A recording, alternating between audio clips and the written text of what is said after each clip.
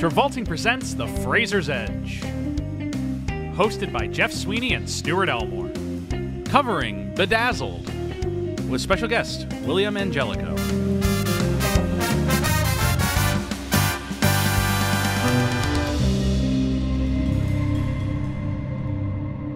Stuart, I'm going to offer you 7 wishes. 7? 7 wishes. What's your first wish? I wish to be very rich and powerful. Oh, Stuart. It's not going to go so well for you. Hey, I'm a Colombian drug lord. What is Oh, no!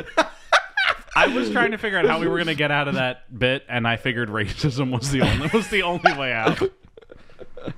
You walked me into that one, Jeff. How else was I supposed to operate in that realm? Fair. What was your? What did you think that bit was going to go to? I don't know. I was really giving you a layup. What did you think? I thought you were going to make another wish. I didn't think you'd stick to the canonical text.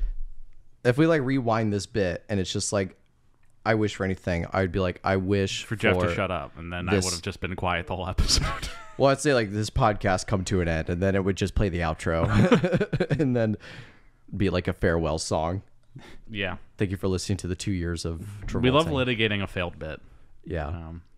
Anyway, folks, welcome back. We're really great at intros here, Will.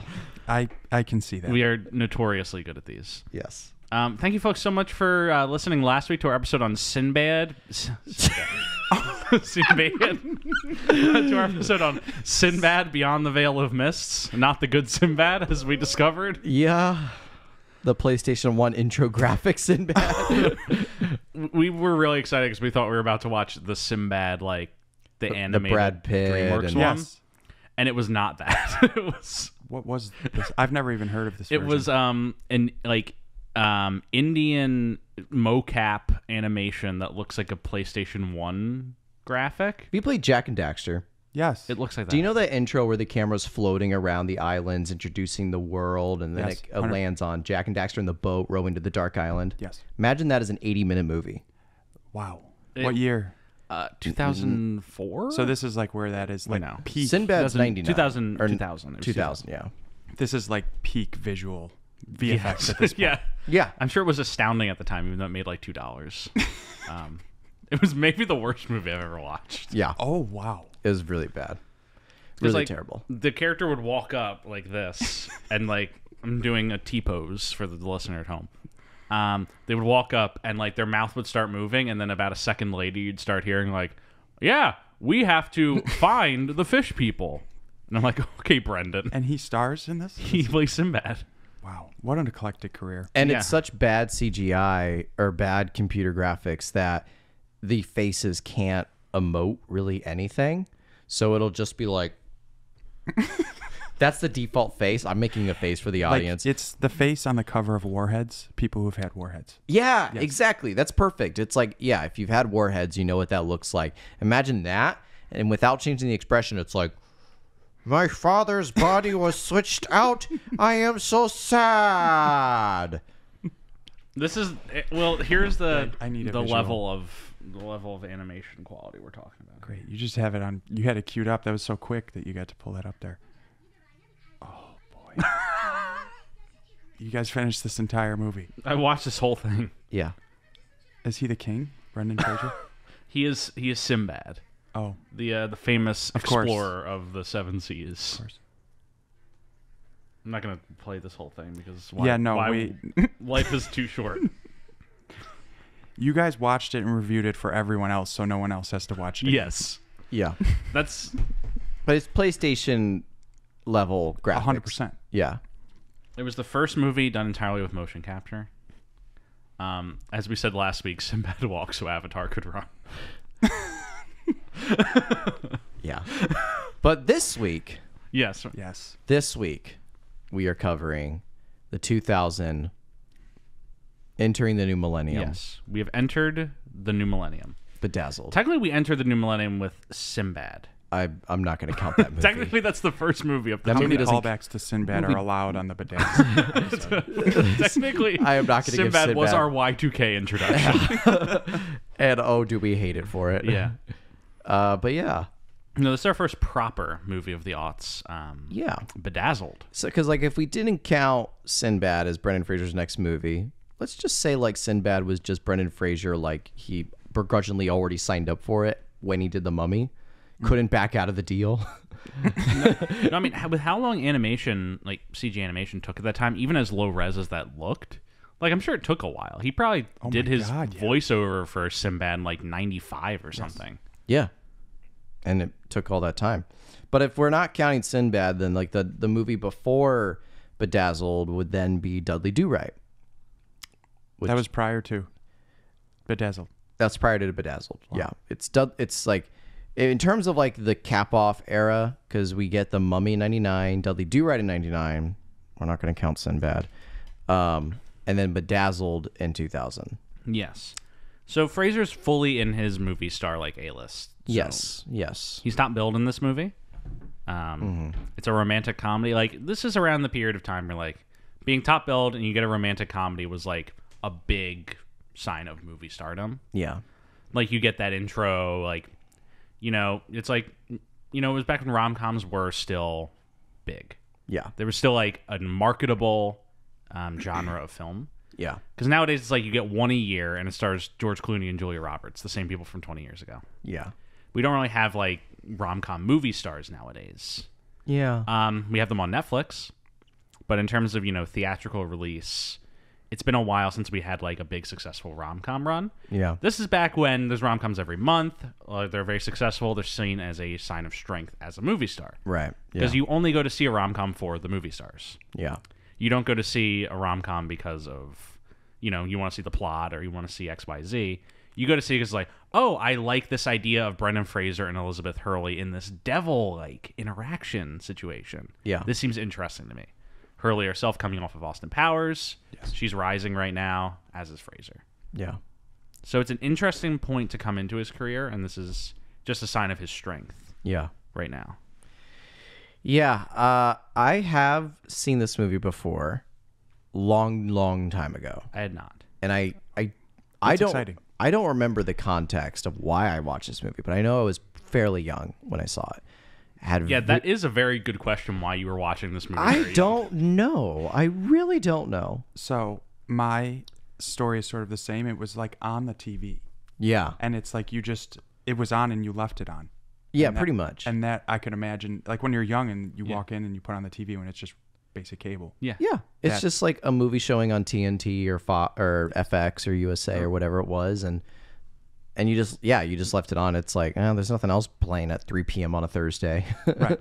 So Remember those days when like you just like if there's a movie on TV, you just watched it. You just sat down. Nowadays, it's like you go on Netflix and you watch 5 minutes of a movie. You're like, none of this, and you flip to like the School Board 7 or whatever.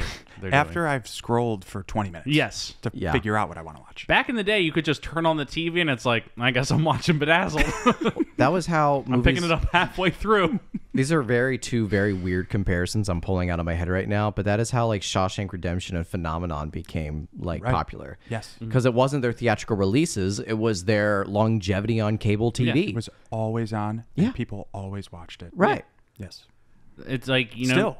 all the time. Yes. Yeah, around this period, like a movie could flop in the box office and become a major success later on Yes. through Blockbuster and cable. Yes. Just those two things. yeah.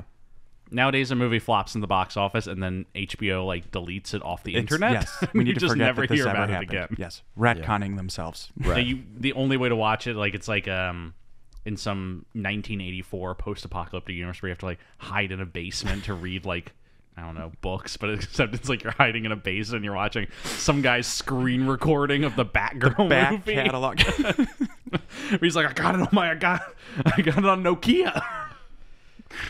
Yeah.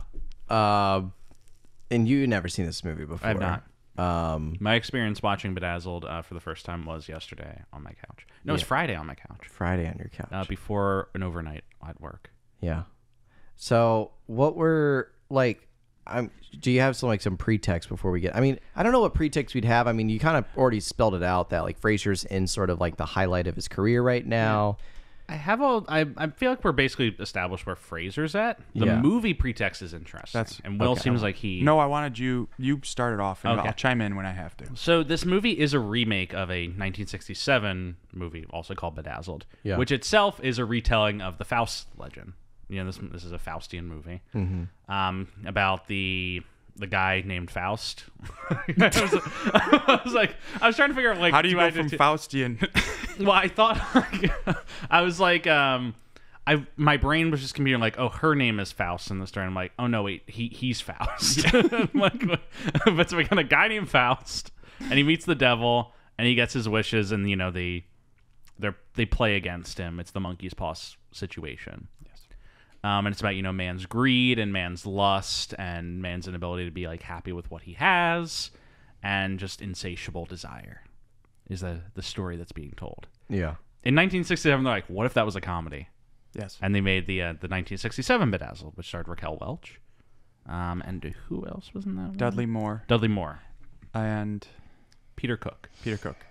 I watched that in preparation for this. Ooh. Yes. Ooh. Yes. Hell yeah. Okay. It is. If there are moments where we're talking about it and I feel like it ties back to it, I will bring it up. But okay. I really think the Brendan Fraser version is so much better. Interesting. Okay. And I rarely will think like a remake is better than the original. But it's very much more of like a British 60s, like Monty Python-esque version. Yeah, like more of a romp. Yes. Yeah. Yeah. Because this was around like 2000 to 2004, there becomes this push in Hollywood to remake the 60s movies. Yes. I mean, we're always operating on like a 10-year scale with our 40-year scale with remaking movies. Because the people who grew up with them become of age to make movies, and then they just remake what they saw as a kid. But like Bedazzled gets remade this year. The Truth About Charlie, remake of Charade, gets remade this year. We get The Manchurian Candidate 2 years after this. Interesting point. Charade, directed by Stanley Donen, also directed the old Bedazzled. Interesting. Yes. Have you ever seen The Truth About Charlie? I have not. You don't need to. It's like, what if Charade starred Mark Wahlberg and was just insane? At one You're point, kind of drawing me in with Tom Noonan like has a heart attack on a train. And he's like doing his voice from Silence of the Lambs. He's like, again, you're not deterring me from wanting to see this movie. Very strange movie. Yeah. But that is, it's funny, like, this is that period where those movies are getting remade. So, Bedazzled, you know, it seems like an obvious pick. Hollywood's kind of stewing on a remake of this for several years. It almost gets off the ground in 1998. But it gets pushed because Harold Ramis decides he wants to direct it. I don't think they had found a director for it yet. They were just probably going to like hire somebody at that point, more of a journeyman. And then Harold Ramis, after Ghostbusters 3 falls apart, I was like, all right, I need a project. What are the options right now? He's like, I'll take that, but I'm going to rewrite it. So it gets pushed 2 years for him to rewrite this, which is fortunate for Fraser, because had this have been made in 1998, I'm not sure Fraser would have starred in it. Yeah. But it gets pushed 2 years. Fraser blows up in the interim, and he becomes Ramis's choice to come in and be the lead of this movie. Okay, interesting. So it's funny that the collapse of Ghostbusters 3 is what leads to this movie. Bedazzled hinges on it. Is what Bedazzled hinges on. There's something else I wanted to say with because of that, Ramis also drops out of directing Galaxy Quest. Ooh. Who directed that? Interesting. Who did direct that eventually? Another movie. Walk into my front room. It's on the TV. I sit down. I watch the entire thing. Dean Paraso. Ooh. So, Galaxy Quest, a great movie. Fantastic movie. Love it. One of the two good Tim Allen performances. What's the other? Santa Claus? No, it's Toy Story? Buzz. Oh. And it's funny. You know what's funny about Tim Allen? He has two good performances. That's the next podcast. The Allen cast. No, you know what's funny about Tim Allen? You know what's funny about Tim Allen? I pitched this to Stuart a few days ago. If we ever did a De Niro cast, it would have to be called You Talking About Me? 100%. Thank you. I got no 100%. reaction out of this guy. I don't think good. that's a very good intro, but that's just me. But no, the thing about Tim Allen, before we get back to Bedazzled, is that he's done 2 good performances. They're Galaxy Quest and Buzz Lightyear. And both of them, he's doing a William Shatner impression. And I think that's... Yes. I think This is that's true. funny that the only way Tim Allen is, like, actually good... Like, he's fine in Santa Claus. He's funny. He's whatever. There's also a performance of more of just him riffing Fine for, like, in 2 Santa hours. Claus. Yeah.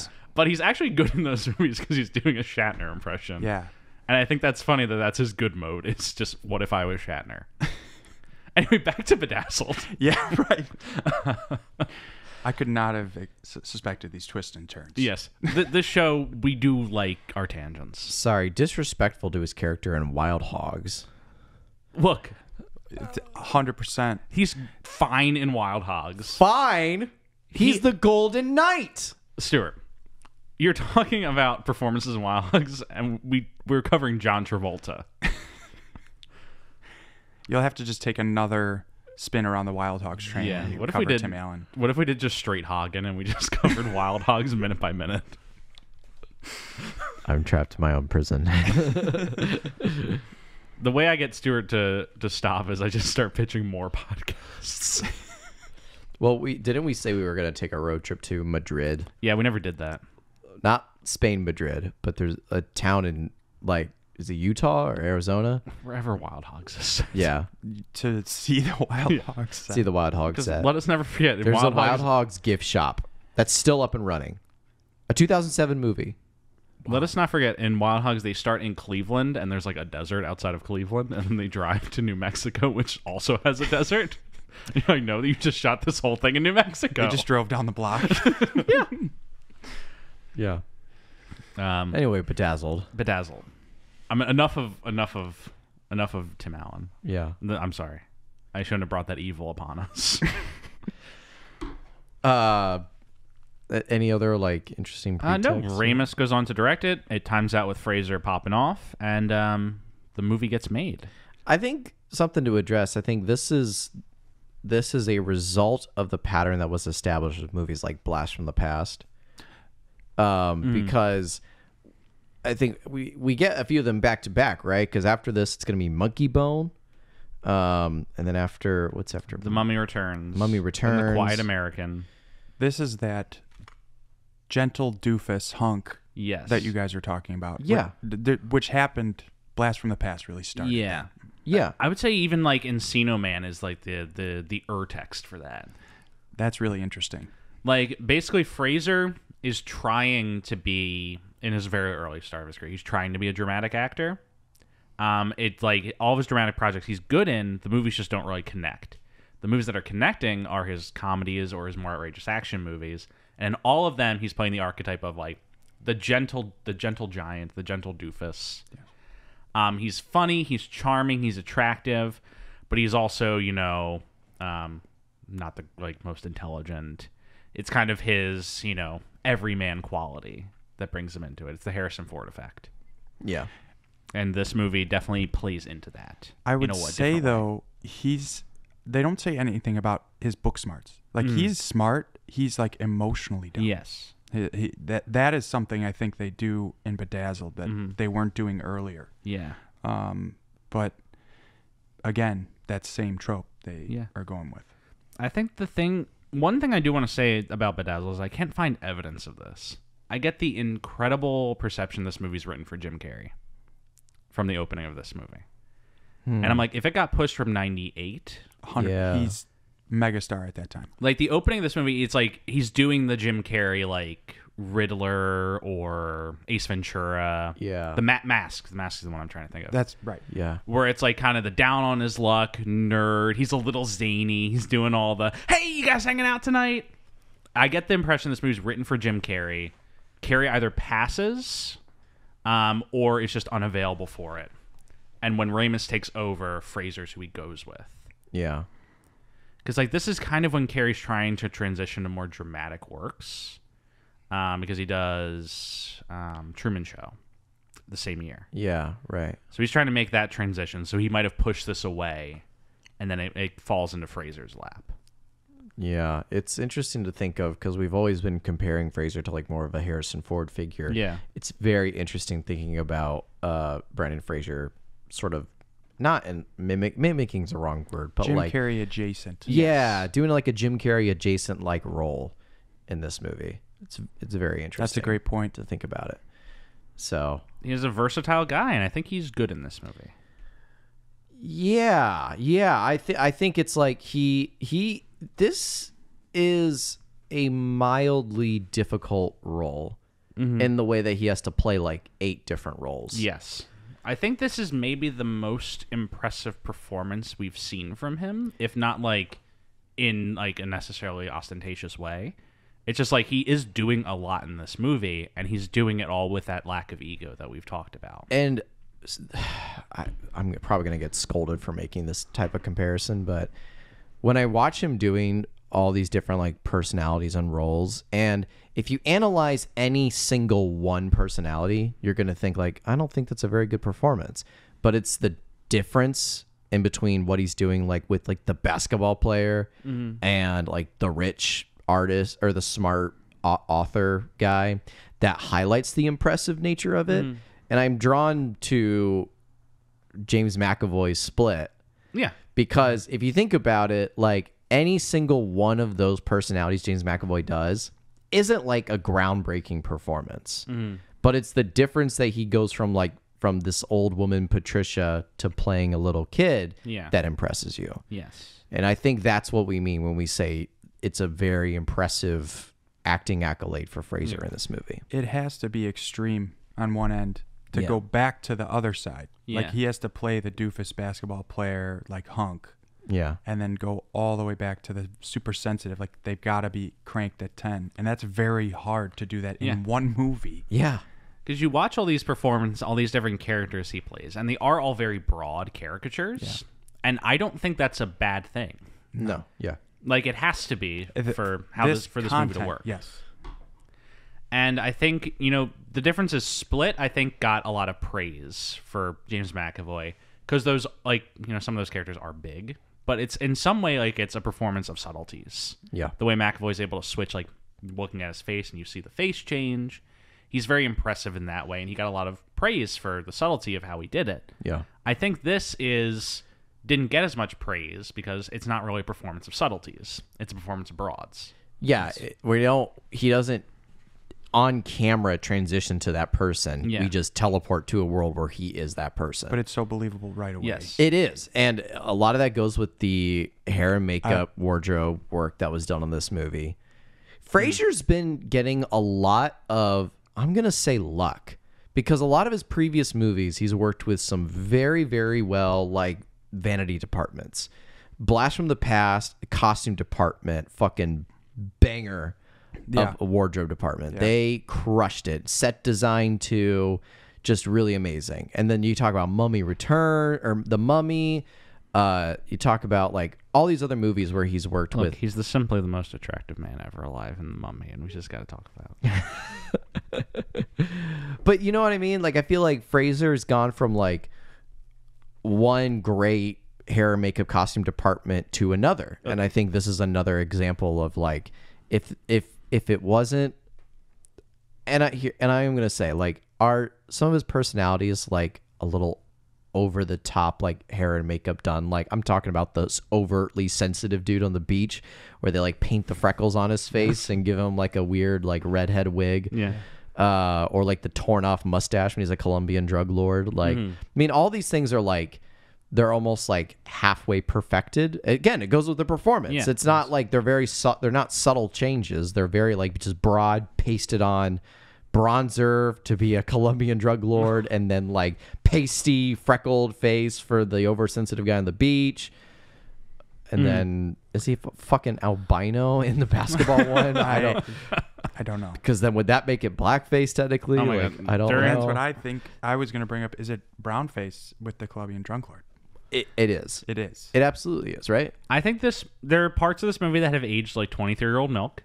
I think specifically the Colombian drug lord and the The basketball player. No, the basketball player's fine. I don't think there's any problem. The basketball player I thought was about to be very problematic when she's like, "You're gonna be like Michael Jordan." I'm like, "No, stop the movie, stop the movie!" I'm like, stop. I was trying to jump. I was like trying to Don Rickles and Pleasantville myself into the screen. Like, no, Peter. But no, I was like, "Oh, thank God." But I think that the over effeminate, like, that they kind of treat like, that he's gay as a joke. There's a little bit of problematic nature there. Yeah. The brown face. Those two are the ones that I think have some problems in them. Yeah. And I think it's the nature of aging. Yeah. There's only so much like excuses we can get to like older movies with those problematic issues. Yes. I mean, it is like a product of its time where like, that's funny.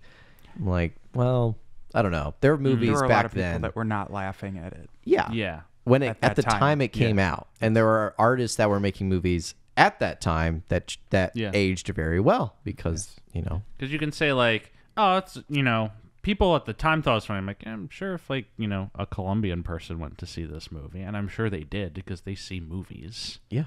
We can't like do that like, oh, it's a product of its time. Like, no, black people saw movies. It's not like they didn't go to see movies. Yes. Yeah. I'm sure they were not as entertained by that as some of us were. Yeah. Is it plot time, Jeff? It is. I think we can dive into the plot. Yeah. Stuart, were you that Harold Ramis directed a movie called Stuart Saves His Family? No. I'm looking at what Ramis had done right before Bedazzled. Stuart Saves His Family. Is it a Stuart Little sequel? It stars former U.S. Senator Al Franken. Fun fact. Interesting. Interesting. Trying to make a comeback. I think he is. Al Franken? I think he is. He is. Yes. He's trying to come back into politics after his unfortunate exit. Abrupt exit from. He published a book right before he left. Right. And like the first chapter is all about how everyone hates Ted Cruz. What year was the Stuart Saves His Family movie? 95. 95. That was when I was born. Yeah. Sorry, not to date myself. Did you save your family? Not to date myself. Yeah. Wait, I'm looking for. I can't find this. Oh wait, I'm on the writers section of IMDb. Yeah, that's right. Get your shit together. My God, this guy. Producing, directing. It's based on an SNL character named Stuart. Stuart Saves His Family. I was trying to see if there's any like continuity in Ramis's career right before Bedazzled. There's not really any. I don't think so. I gotta watch this purely because, like, yeah, it did come out. April 12th. I was like, is there anything here where it's like, oh, he's interested in this topic? No, he just does comedies. Ghostbusters 3 didn't work. Yeah. Harold Ramis, native Chicagoan. Yes, legend. Rest in peace. His last movie, Year One. Oh, I did think it was interesting that this was between Analyze This and Analyze That. Yes. This is what he did in between. Well, he did that between a little of this and a little of that. So I'll take some of that. And it is funny that those movies, like, he was on a run. He does this and he does Analyze This in 99, this in 2000, Analyze That in 2002. Oh, my goodness.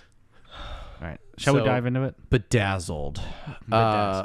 The opening sequence we should talk about, because it's starting with like your classic like flash montage imagery of are they in San Francisco or Los Angeles? It starts in New York and then comes to San Francisco. Okay, and then that's where the movie. But I think it's the world. Don't they do a cut? Yes. It's like the devil is scanning the world for the perfect soul. Right. I wish that this was elaborated on in the movie, because she never has like a computer where she's looking at souls. No. Right. We just get this like NSA spy drone intro where it just zooms in on places around the world and shows like security cam footage of people, and they're all moving very fast. Yeah. And it's sped up footage, so they're all blurry. Yeah, and it's little bits of like just quirks that people have. Yeah. So one's like farts in bed. Yeah. The other one's like hasn't seen the dentist in 20 years, or just some stuff like that. And then we go through like a few of those folks, and then we land on Brendan Fraser, who's walking to his office, and he has like a plethora of things. It's like lonely, pathetic, doormat, emotionally stunted, or whatever. And then we actually get a really cool VFX shot that I like.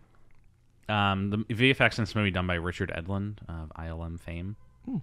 But Fraser steps up to the door, and we're seeing him in real time as the rest of the world is like speeding by. Because he feels his whole bit at the beginning of this movie is he feels like the world is passing him by. Yeah.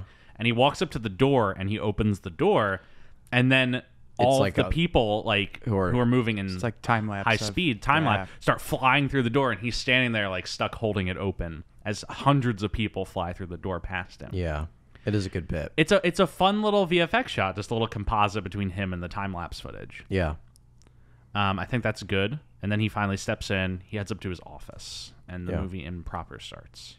Yeah, and we never get context of what his job is. It's like a data analyst of some kind. Cinedyne. Look, what is with movies and dyne companies? Like, it's like, I thought about this as like Cinedyne, Cyberdyne. A lot of movies have like dyne at the end of their fictitious company. Because it's the dynasty, Jeff. Like, I'm sure it's because of dynamics, but What does that? Is it a what's the end of a word called? Suffix? yeah, I think it's a suffix. Like that we're looking this up. I tried to type movies with dyne companies, and it autocorrected to movies with Dwayne companies, and it brought me to every movie Dwayne "The Rock" Johnson has produced. His people definitely made sure the algorithm would go to his face if you typed in Dwayne companies. I think it's unit system. It's a unit system. I know this. Dyne, a unit of force acting as a mass of 1 gram, increases its velocity by 1 centimeter per second every second along the direction that it acts. So it's a unit of force. So like Cyberdyne, cyber force would essentially be the idea. I'm glad we figured this out. Yeah. It was just something I thought about in the movie. There's just like, there's a lot of dynes in cinema. Yeah. But yeah, he's like a data analyst of some kind. We don't really get context of what he does. And he's sort of the joke of the office.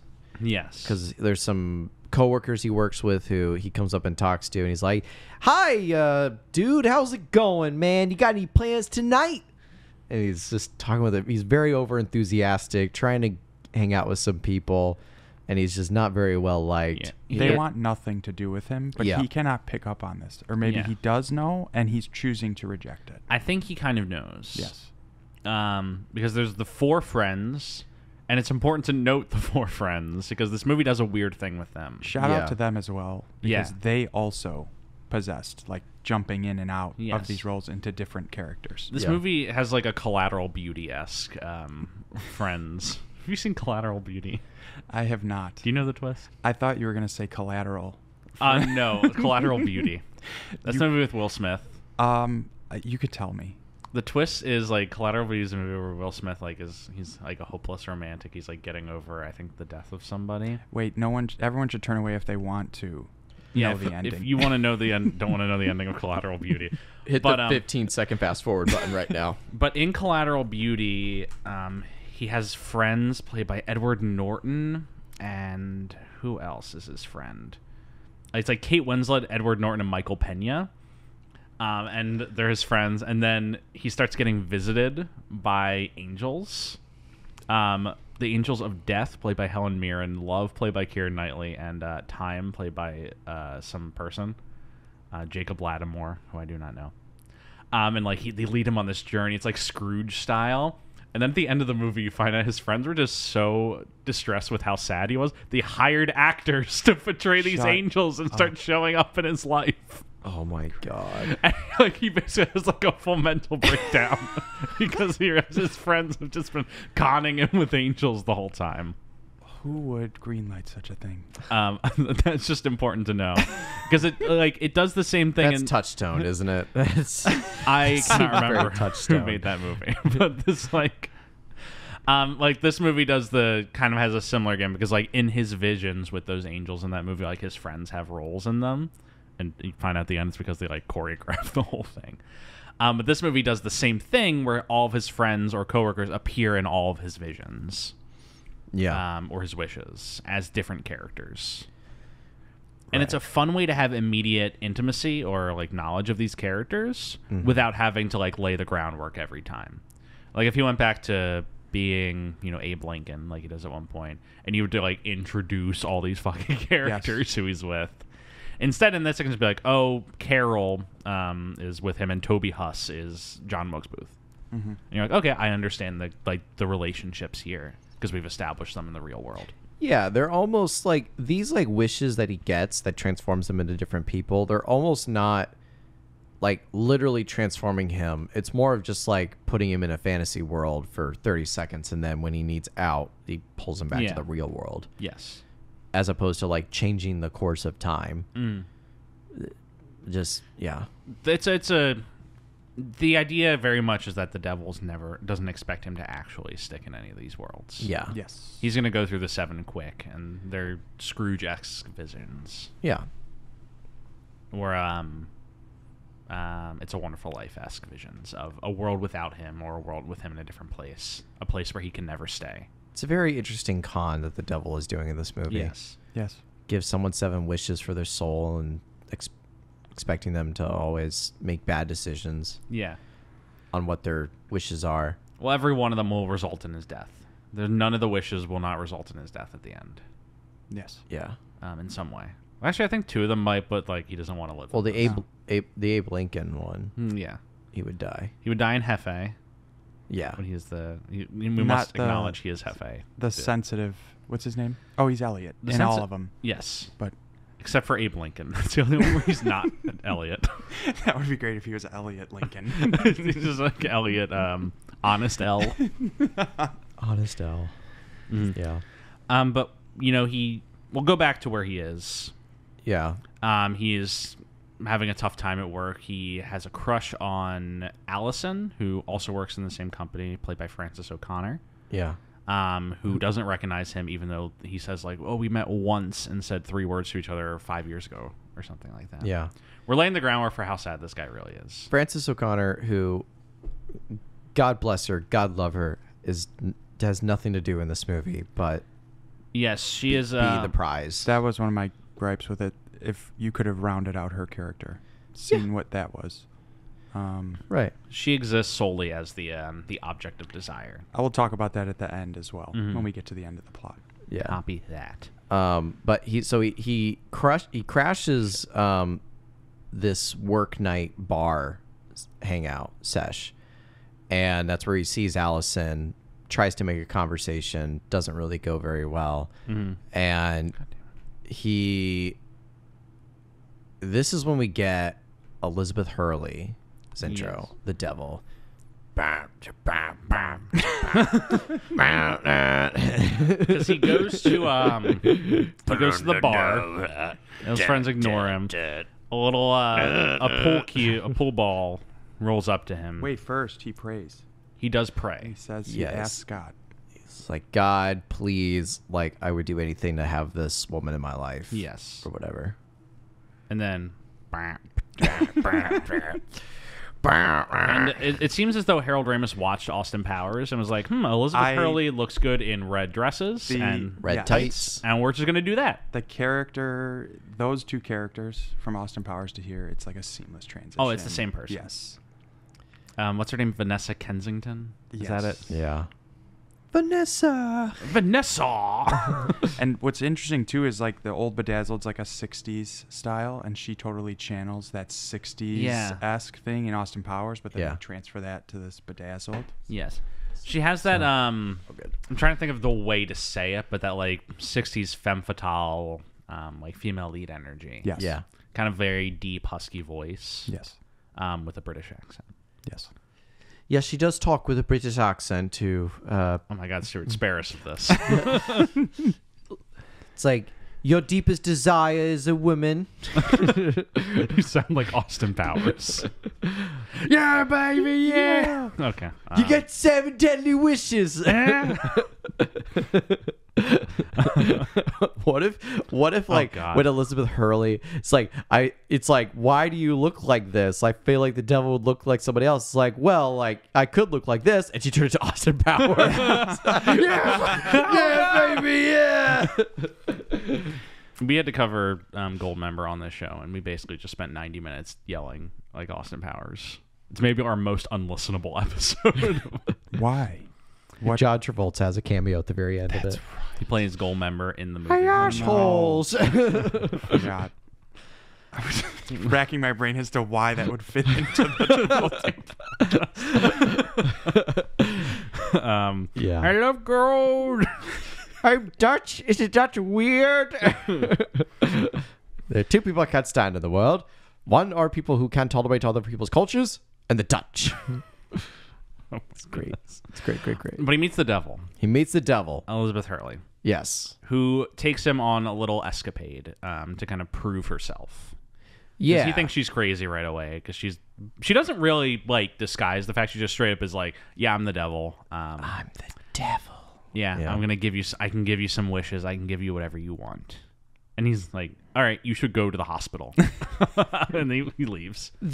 I wanted to talk about like the whole Elizabeth Hurley's like hyper sexualized appearance and look in this movie, because I'm watching this and I'm like, well, like in the eyes of like a 2000 movie, I can just see this being like, oh, like she's a devil. She's going to be hot, steamy, and like wearing like tight fitting clothes. On the other hand, though, it's like in a story sense, I can kind of sort of rationalize it that like she's sort of like the symbol of desire and lust and all those things. That is the together. devil. Like, right. Especially for him and what he wants. Right. Yeah. And so like for that, it's like I didn't see that as so much like problematic as like, no, I think that's like if the devil was trying to be like a con salesman, like, well, that's like if you go back to the Bible, like the first story is the devil is a phallic object that seduces a woman to bite into an apple. yeah. Which is the most sexual they could get for 2000 BC or whatever. But 2000 AD. Yeah, 2000 AD. Fast forward. 2000 AD, we can put Elizabeth Hurley in a tight red dress. Right. But like from the very beginning, the concept of the devil is, they're a creature of seduction. Yeah. And she is They? they We don't know what pronouns the devil uses. we actually really don't. Because that would be quite a section for them to add into the Bible. Pope Francis comes out. He's like, I got an announcement to make, guys. New edition, dropping in Barnes & Nobles across the country. Lucifer, Premium letterbound Satan, version. Beelzebub is they, them. Yes. I'm like, oh, all right. Okay. What is the 2023 version of Elizabeth Hurley's The Devil? Oh. Or you can harp on it and we can come back to it at the end. Well, like, I think it would be the same thing. I think You think it would be like a hypersexualized? I think if anything, it would be more hypersexualized. Really? I think they would have to really like because they have to really gangbusters it up for people not to call it out as problematic, I feel Yes. like. You know what I mean? Yes. Because I feel like people would watch this movie and it could be very quick to snap to the decision of like, oh, like it's just dudes making a movie, so of course they're going to put Elizabeth Hurley in like a bra and like almost nothing else. We're seeing it as like, well, wait a second, like the devil's a part of sense of desire. If you were making it in 2023, if I were at the writer's table of this, I'd be thinking like we gotta like go over the top, or else people are gonna think it's just. And I think there's a lack of like, understanding what this movie is saying and doing with that character in that reading. Yes. Like she's hypersexualized, but she is the more powerful figure in this movie. Yeah. Her sexuality is a tool that she's using. Yeah. She's never put into the That's right. the Frances O'Connor position in this movie. Yeah. She's like has empowerment over her sexuality, and she's choosing to use it in the movie against him. Yeah. Which I feel like She's like transcending it. yeah, if there's a level in this movie that holds up today, I think it's that. For sure. Like it's it's very empowering of her character. Yeah. I think this movie has female issues, but I don't think she's the problem. Yeah. Yeah. That's a great point. So I think if you still did it today, you'd still have the same level. There's a lot of movies that come out nowadays made by female artists where like the idea is, women getting the ability to approach their own sexuality from their own voices made by female artists. Yeah. So I think if anything, if you did this movie now, you would want it to be from a female perspective. Yeah. And kind of offer the other side of the coin that the movie offers. But then would the devil be like Ryan Gosling or something like that? I don't know. Like, because this movie I like still that. this movie tries to have do its like cake that. and eat it too in some respect. yeah. Because it is a movie about it's a comedy about men, and it's very critical of men and their desires and their lusts and kind of the vain nature of those. Mm-hmm. But it still kind of has, like, it plays the female character as an object. Yeah. It doesn't give her agency. It still makes her his, like, gift at the end for being like, oh, men are kind of bad. I'm going to be good, so I get a woman. Yes. It's like, okay, you're halfway there. Yeah. You're like halfway there, so buddy. Close. Right. You almost did it. You almost did it. Yeah. I had a good example for, like, a good version of this movie that has been made, and I cannot remember what it was. Like, and I still like this movie, let that be said. But I mean, like, the good idea of, it's critical of men while still empowering the female. I guess, Mad Max Fury Road would be a great example of that.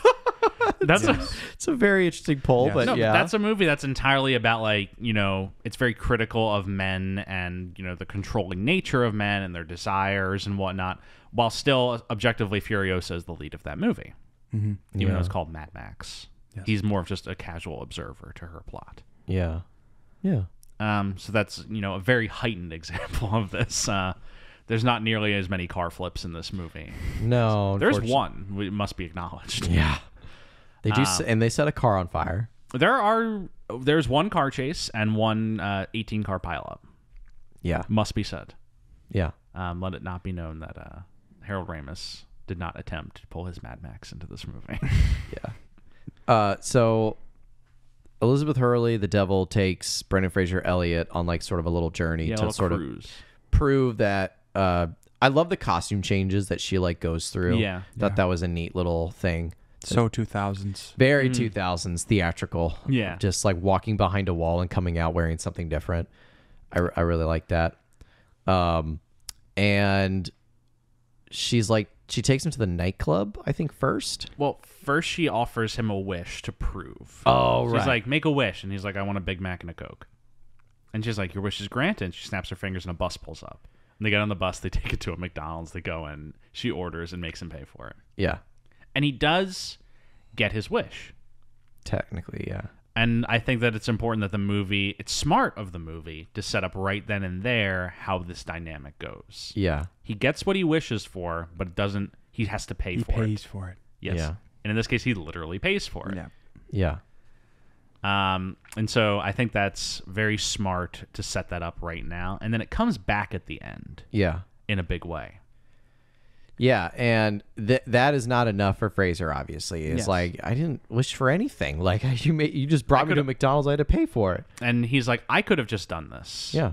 And I think every version of himself that we're going to go through is, a reflection of that idea that I could have just done this. That all of these people that he's personificating, he can just be. Yeah. He can just Maybe be not these a things. Colombian, but Well, he can't be Colombian. Yeah. Right. He can't go back to be Abe Lincoln. No. he can't just make himself gay, But these are, I like, think. possibilities of him. These are all, like, shadowy reflections that lurk within him. These are things he can be. Yeah.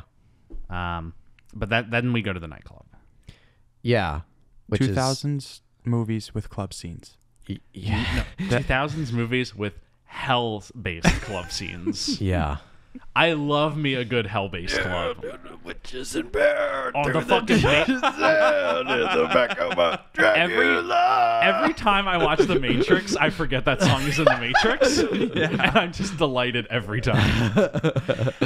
Neo and his friends who never reappear in the movie go to the club. And I'm like, yeah, let's fucking go. We have another crossover between The Matrix and Bedazzled. Bill Pope, cinematographer. Yes. Yeah. Yes. Wow. Bill Pope, one of, like, the secret greats. Secret greats. Yeah. He's, yeah. I feel his like he's never resume is talked about, but I mean, what did he do recently? Baby Driver.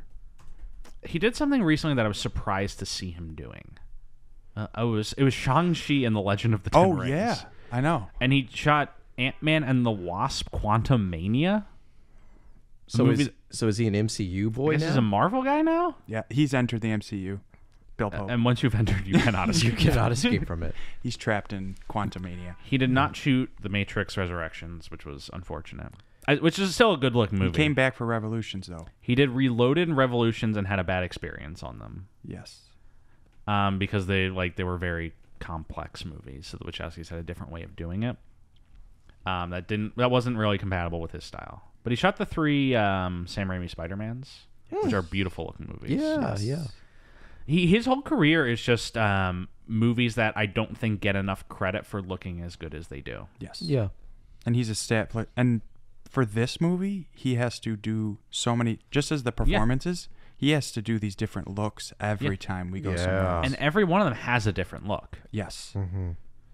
And so even if it's not showy, nor is it necessarily subtle, it's like mid-range in terms of the changes he has to do. But he does them very effectively with each one. It has an indelible effect on us. Yes. That's a great way to say it. But he's never been nominated for an Oscar. That's crazy. War crime. Oh wait, no, I'm wrong. He won an Oscar for achievement in documentary at the 5th annual Student Academy Awards in 1978. Oh my God. Bet you. Lest we forget. He tossed that right in the trash.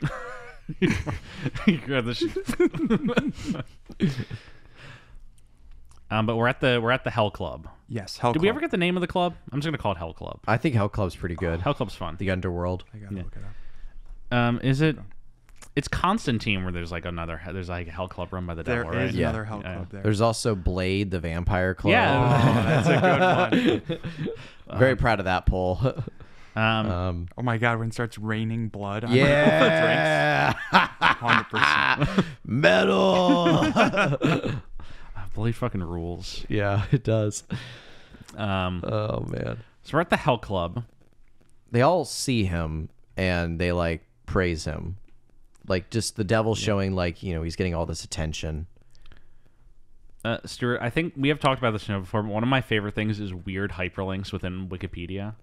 And let's say in the plot link for the plot description for this movie, the reason Elliot has to pay for McDonald's because, as the devil says, there's no such thing as a free lunch.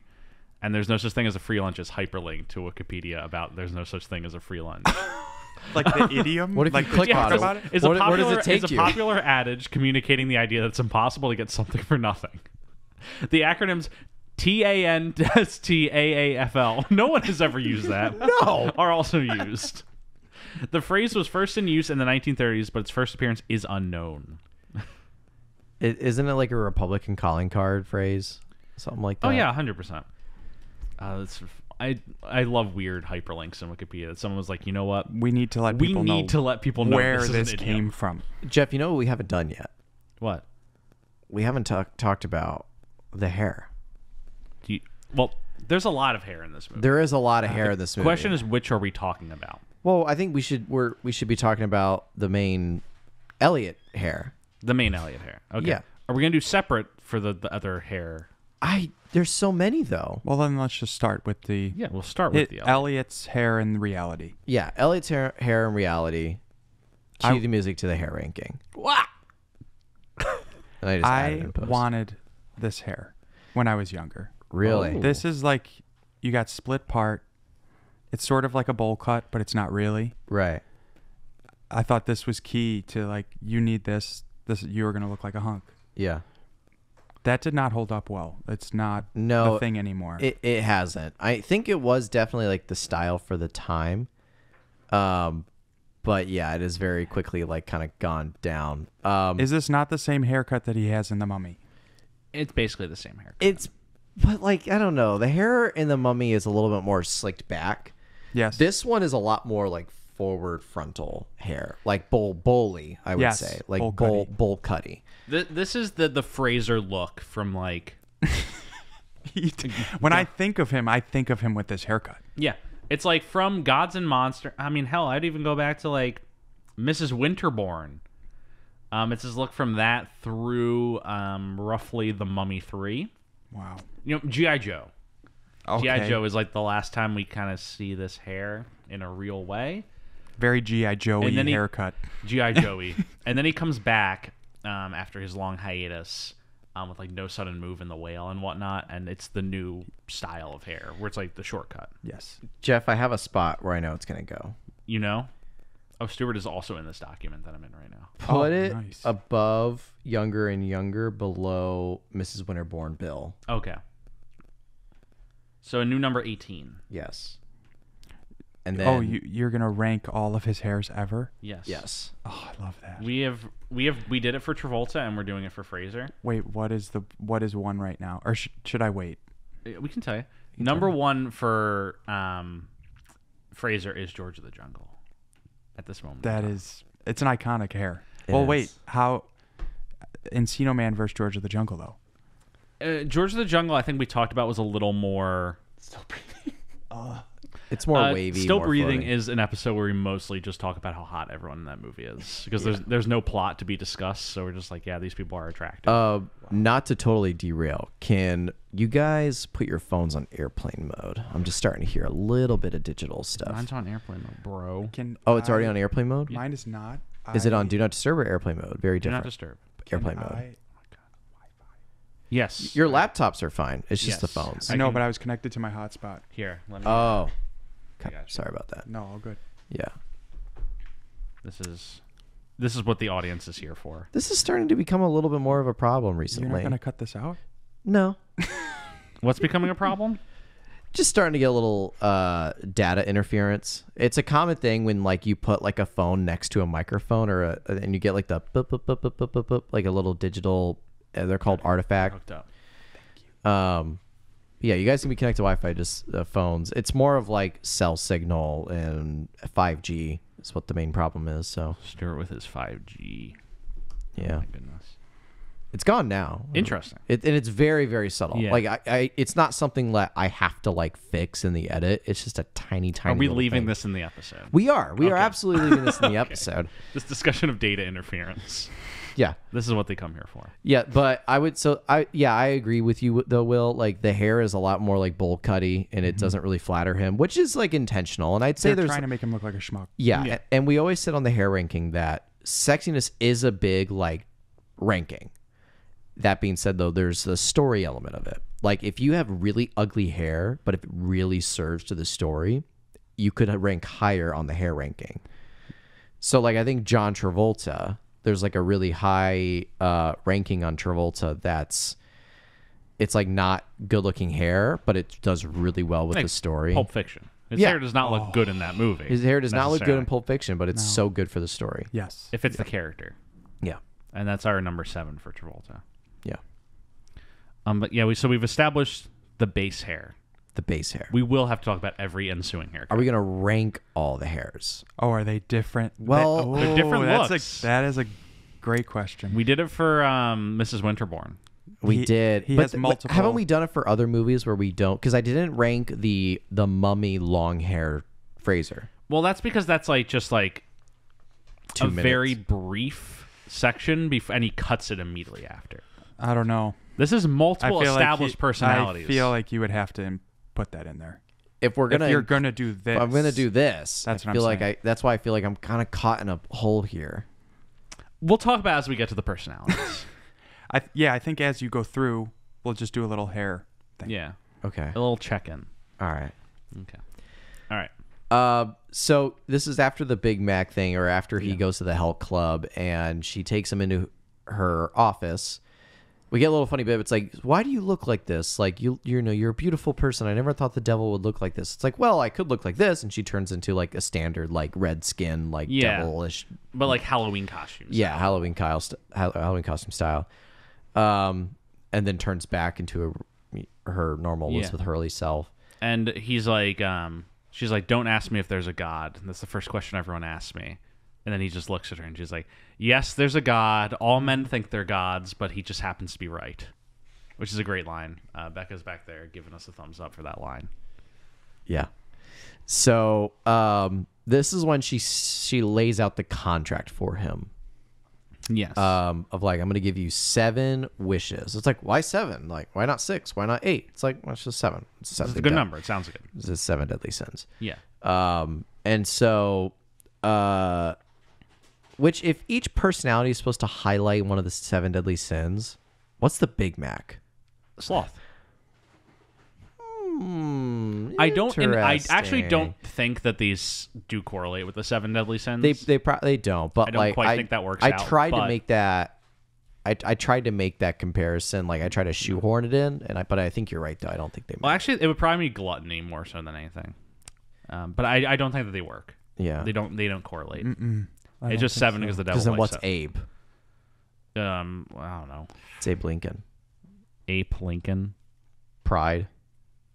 Yeah, Pride, I guess. But I don't know. That's the author though. Yeah. The author is also Pride. It doesn't work. Basketball players Pride. They're all Pride. The Colombian drug lords Pride. This movie's about pride. Yeah. In a way. But this contract is written like one of those like eye chart things where it gets smaller and like all like the actual text is in the bottom.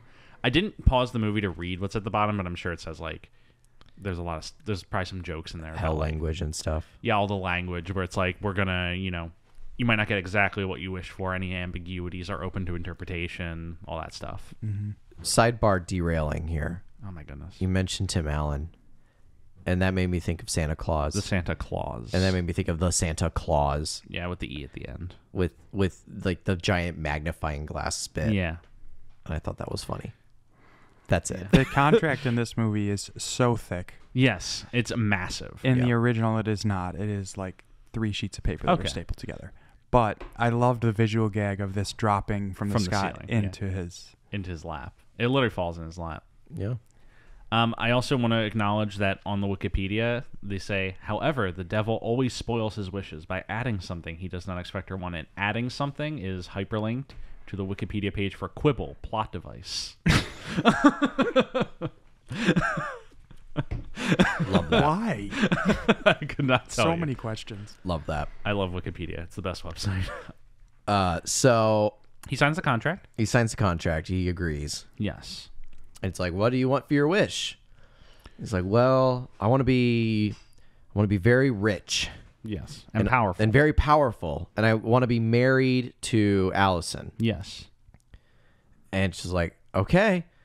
And she's like, all you have to say is, I wish. Yeah. And he does. And then there's a flash of light. And we start hearing some samba music.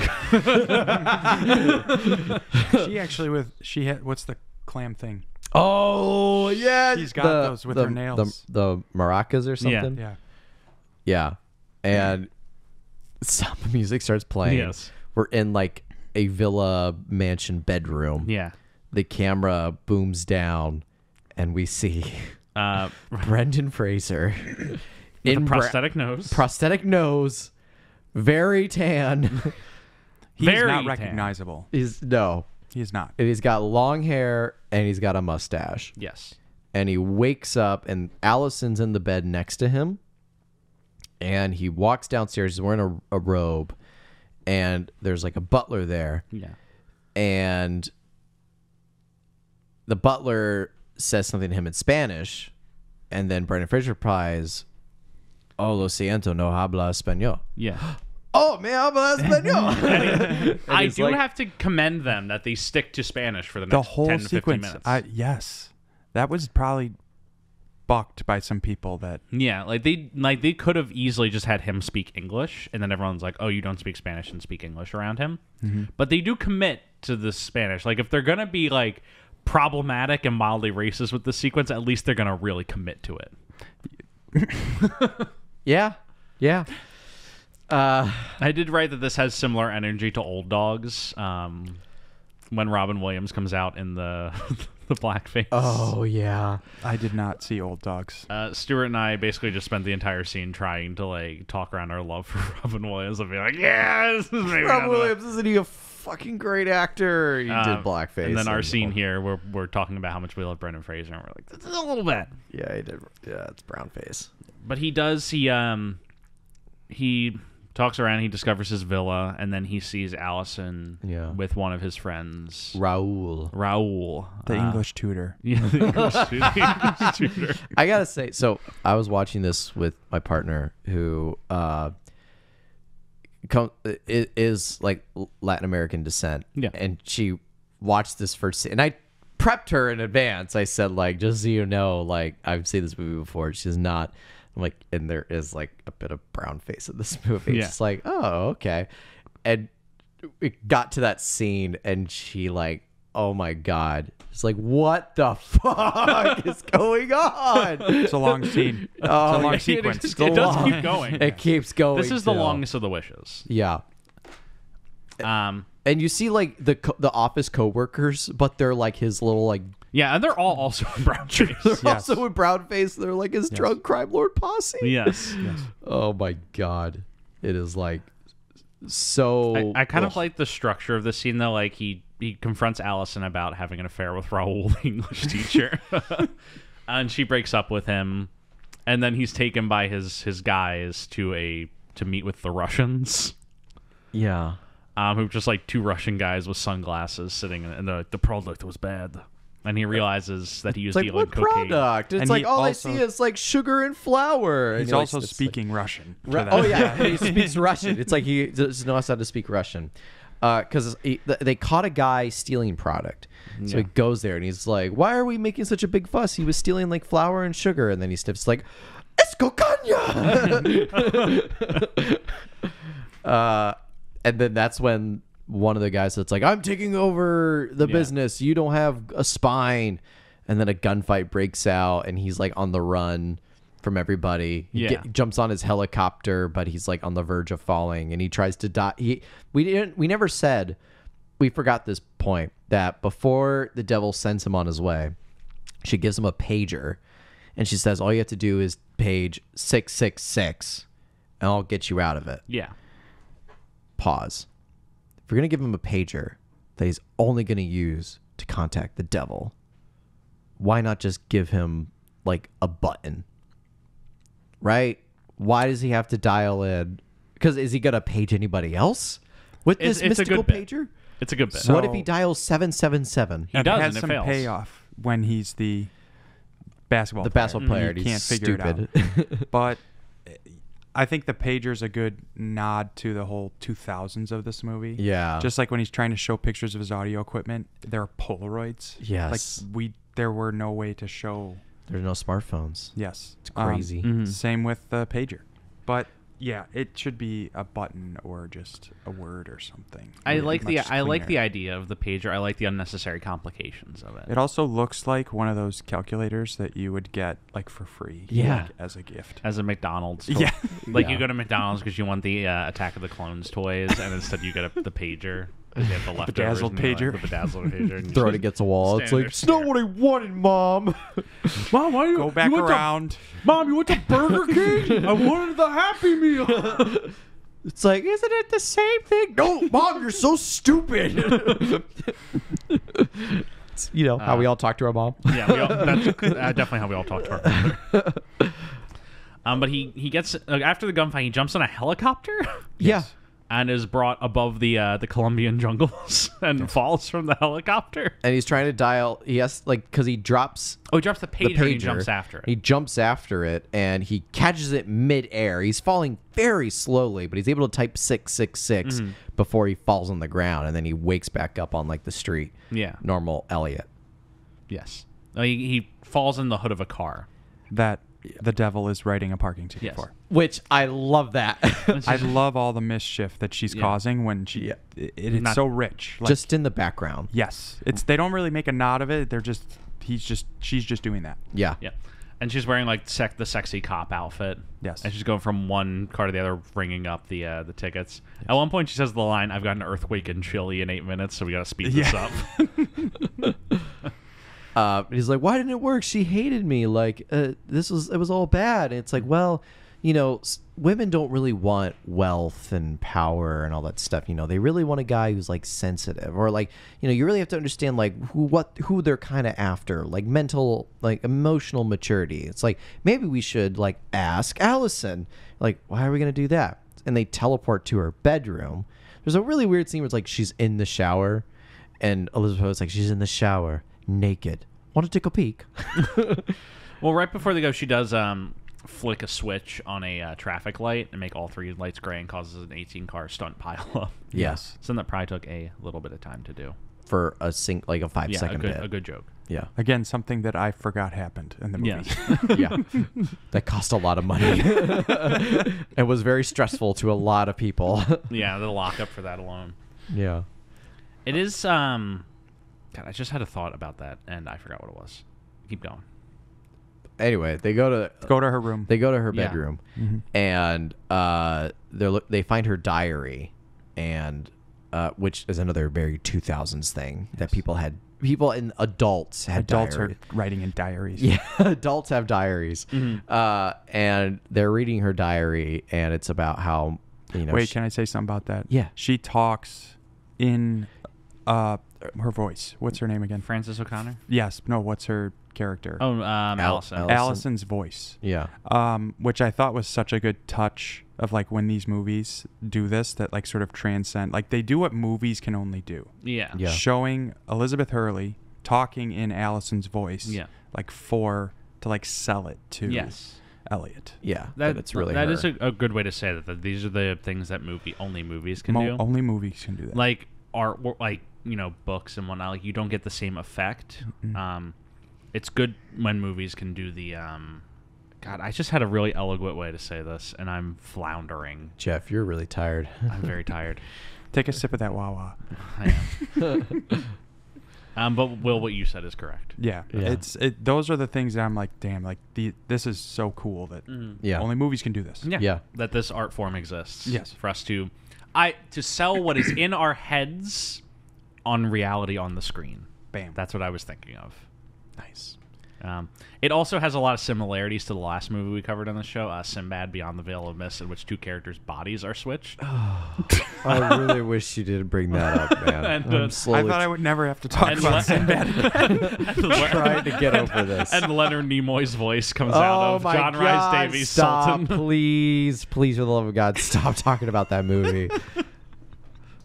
My ass still hurts. How much did you have to pay to watch it? Like $30? Paid $3.99 to watch Sinbad Beyond the Veil of Mist. Somebody's gonna get a residual. Brendan Fraser gets like a 2-cent check in the mail. It's like, what the fuck? Who the hell watched Two guys rented Sinbad? Do you think about like Travolta getting all these residual checks of Yeah, his from our show. from our show that movies that no one's heard of? He or got money seen? from us watching Life on the Line. Oh my God. Life on the line. Stuart, can we take a moment of silence on this show to respect the brave power line workers who put their lives on the line To every day save the power to grid make of sure Texas. that I have electricity? It's a very dangerous job, Jeff. So anyway, they read her diary, Yes, they read and her diary. they come to find out that what Allison's looking for is a more sensitive Yes. man, someone who's in tune with his emotions. So then Brendan Fraser, in all his glory, I can't believe he wishes for this. He's like, I wish to be the most sensitive man in the world. And he's like, emotionally. She's like, oh, pity. I was going to have a lot of fun with that one.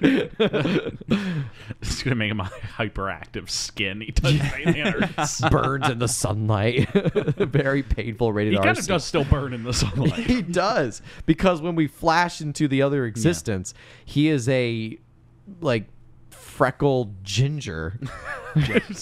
Who's skipping along the beach with like a little basket of Another nod to the performance switch. to Yes. going- Oh my God. He turns it on, and you're just. it's a switch. It's so good. This is my favorite of his personalities. Yeah. Because he just sells it. Yeah. I think it's one of the personalities that he knows he can do Yeah. very Oh, well. yes.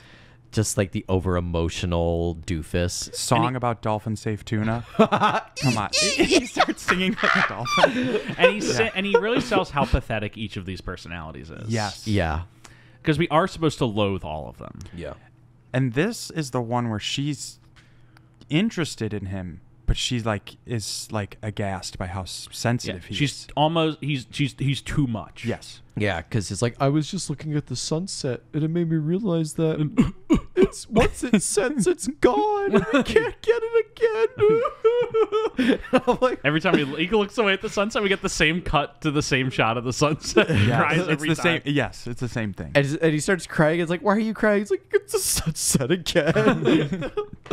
And then the same office coworkers show up, and they're like the doofus guys. The dudes on the The beach. dudes on the beach, and they're kicking sand at him. He's like, "Now, guys, come on. If you could please leave me and my lady alone." And the kick sand, it goes right in his He's mouth. really got sand in his mouth. Yeah, like sand is like drizzling on his out tongue. mouth. Like when he's talking, that is the worst feeling. It's It's One grain of sand on your tooth, you're done. You're day at done. the beach ruined. Game over. Get out while you And can. he does at least 200 grains. He has a mouthful of sand. That's just makes me feel weird. Fun reset. But yeah, All right, guys, get the dentist in. get the dentist in. Just swig water around and spit out sand. Ugh. Yeah. But anyways, they're kicking sand in his face. Yeah. And As they're wont to do. and she is like, "You are just so way too sensitive, and sometimes I just want a man who like takes me for granted and just talks to me just so I will get in my pants." She's like, "I could be that guy." It's like, okay. And then runs off with the dudes on the beach. Then he starts crying again, and then he dials the pager, and we're back.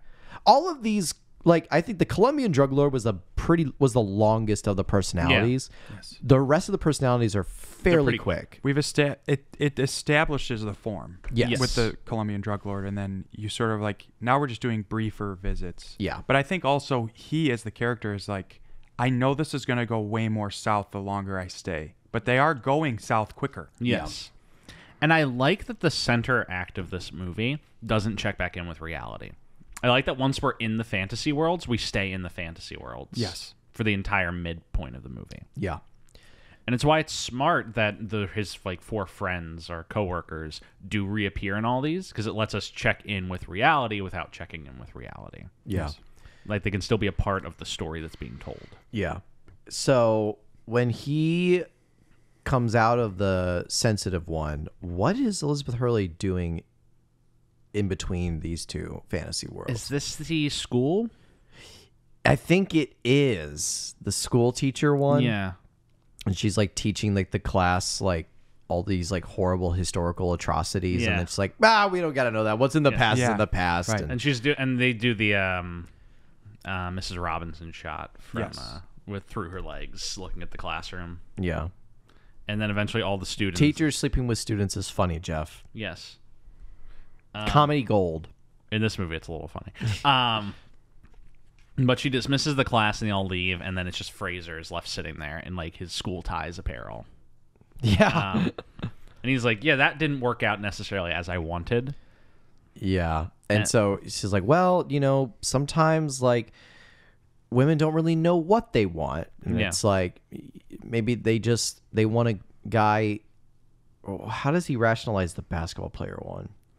He says he just wants to be attractive. Yeah. Or yeah. Tall, strong. he wants to be tall, strong. But they established earlier that he wants to play basketball with one of the friends. So we know he likes basketball. So she's talking about tall, strong, and he's like, "Are you thinking what I'm thinking?" And then it's like basketball player. Yeah. I gotta say though, when he was describing what he wanted to be, he's like, I want to be like, do something that gives me a lot of fans, that people love me. I want to be tall and strong and have abs. And I was just hoping, I knew they wouldn't do this, but I was like, duh, duh, duh, duh, duh, duh, duh, duh, duh, duh, George.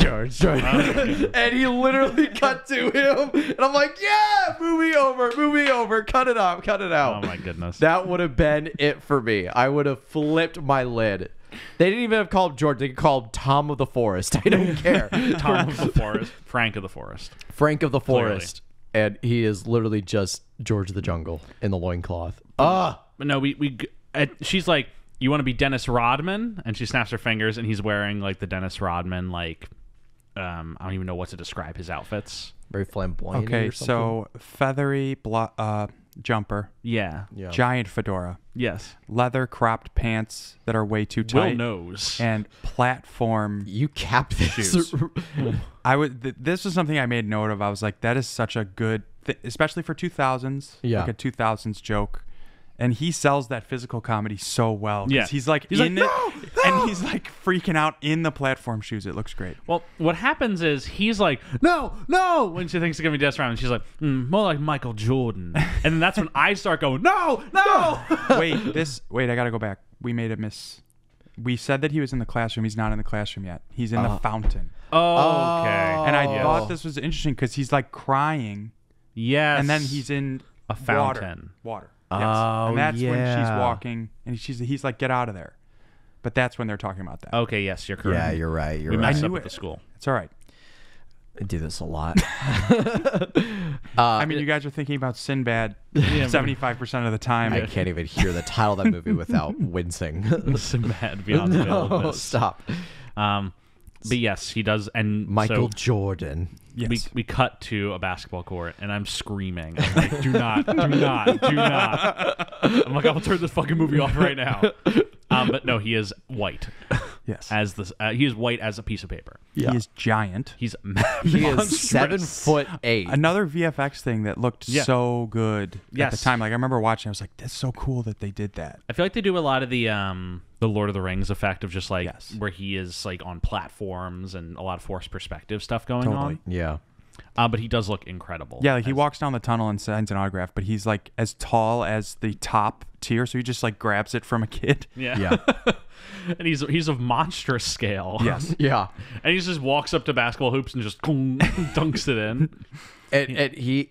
We get like this montage of him just like crushing at basketball. Destroying the glass. Yeah, they reuse some shots of him dunking. It's just the same ones. And I like that for all these interviews and every time he talks to a fan, he has the exact same answers. Oh, Yeah. you just got, you just got to give it 110%. 110%. You got to go in to play a good game, and we played a good game. That's the answer he gives every single person. The Yeah. wig gag with the sweating wig. Oh my Come god. on. That was another thing. I was like, special effects. Just dynamite right there. Oh my god. Spraying all over the one friend who's the reporter. Yeah. Because it's got to be like something that's like running up the back of his leg. totally is. Up his back into his wig. Yes. Ah. And as it gets like it's increasing. He's Yeah. sweating Yes. more. He starts going more at it and starts screaming more, and he's like spitting. I'm just imagining a little. 10%. I'm just imagining a little SFX guy. Like my mind goes to Esteban. You imagine we know a guy named Esteban who works SFX, and imagine like this guy crouched down on a water pump, just like, and over the channel was like, "Hey, more water, Need more. But We need need more, need more, get Yes. more, Yes. More. Yeah, really. Pump it. pump it, get some more." Oh my god, it'd be amazing. All right, hold for water tank Yeah. refill. There's got to give 110%. 110%. Go out there to play a good game. We played a good game. Play a good game. Like I said, And he eventually finds his way back to the locker room, and he opens up his locker. And I like that there's 666 written so much all over Everywhere. the locker. And he's wearing a towel. they're playing Yeah. for the Diablos, by the way. Yes, Yes. the Yes. Diablos. and And Elizabeth Hurley is a cheerleader. yes. And he's wearing a towel that like barely covers his ass. Yeah. Yeah, right. It's like a hand towel. Do we need to pause? No, we do not need to pause. Okay. Actually, hi, Ange. Hi. Hello. Bye. Where are they going? Just ramen. Oh, nice. Just snapping, so you know to actually cut this out. I'm gonna leave that in. Okay, leave that in. Will, if you should know, I am very lazy when it comes to editing this podcast. I like the documentarian vibe. Yeah. Yeah. Stuart will only cut things where we could potentially get into trouble with work or the law. Which has actually happened. Not the law part. Not the law part, but yeah. Someone listened to something and wanted you to cut it because it was. We said something that we wanted cut. I don't even remember what it was, to be honest. It You'll was just a have to while put ago. that behind the paywall. Yes. We get the Patreon. We put all the dirty secrets. Yeah. And so, yeah, he's in the locker room wearing nothing but a towel. And then Allison comes back in. Yeah. She's a reporter. Yes. And she wants to do a spread on him. Yeah. Spread. That, That was good. that's the joke in Iron Man. I Yeah. did not come up with that. Yeah. Where That's- what's her name comes up to him at the beginning and is like, "Hey, I want to do a spread on you," and he's like, "Yeah, we're gonna do a spread in my bedroom." That's in Iron Man? Yes. The thing we forget is the first Iron Man's the only Marvel movie, and the Hulk, I suppose. Yes. Are the two Marvel movies made that don't have Disney in the picture. Yeah. So there's so much sex humor in the first Iron Man. It's crazy. That is crazy. There's a sex scene. He must have blocked this out. I have not seen that movie in so long. It's so quick though. Yeah, like, it's very short. Hardly call it a it's sex quick, scene. but like the next scene is like she comes out of his bedroom wearing like just one of his t-shirts. Yeah. And Gwyneth Paltrow comes up and she's like, "I do all of Mr. Stark's chores, including occasionally taking out the garbage." Ooh. Yeah. Like the first Iron Man like has a lot of like raunchy humor in it. Yeah. But not a lot like in not this level, but a lot for a superhero movie. Paramount. And then it's immediately gone by the time you get to Iron Man 2. Yeah. Iron Man 3 has like one heroin joke, and that's like as harsh as Marvel movies get after that point. Yeah. And I still like some of those movies. I'm not besmirching the entire enterprise, but I am. I am. yeah. Not the entire enterprise. Yeah. There's a few good ones. A lot of them, but yeah. So she's talking about doing like a story. Yeah. And he's giving like the same answers. Yeah, it's gotta give 110%. Go out there, play a good game, and we'll play a good game. She's like, oh wow. And then I think is when he invites her back to his place. Yeah. It's like, I got some like collections I can show you. It's like, oh yeah. And then that's when he like opens his towel. Yeah. And he looks down. It's like, ah! Oh my god! It's just like, ah! What the hell? And it's like, oh, well, it's like, so sorry. It's like, why is it so like, oh my god, it's so small. And she's like, you know what? I actually got to go. It's like, oh no, you could say it's like, oh, actually, I got a tiny little problem in my schedule. And I like this bit. It's like, I got to go to the NFL.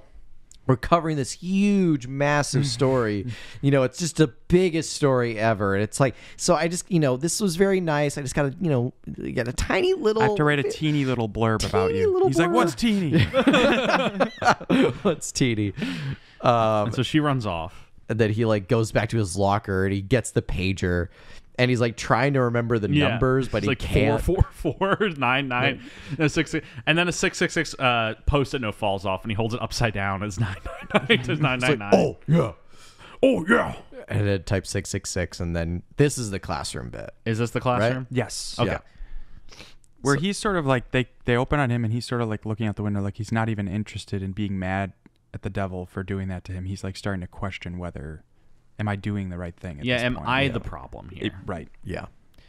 So, and we talked about the school scene. It kind of just goes right into his next wish, where he's like, well, it's like, I think I'm too focused on like what I'm trying to be for Allison. Maybe I should focus on just being the best version of myself. I want to be charming. I want to be the smartest man alive. I want to know everything. I'm immediately like, oh God, here we go. Yeah. It's like, I want to be witty and I want to be well respected. I want Allison to respect me. Yeah.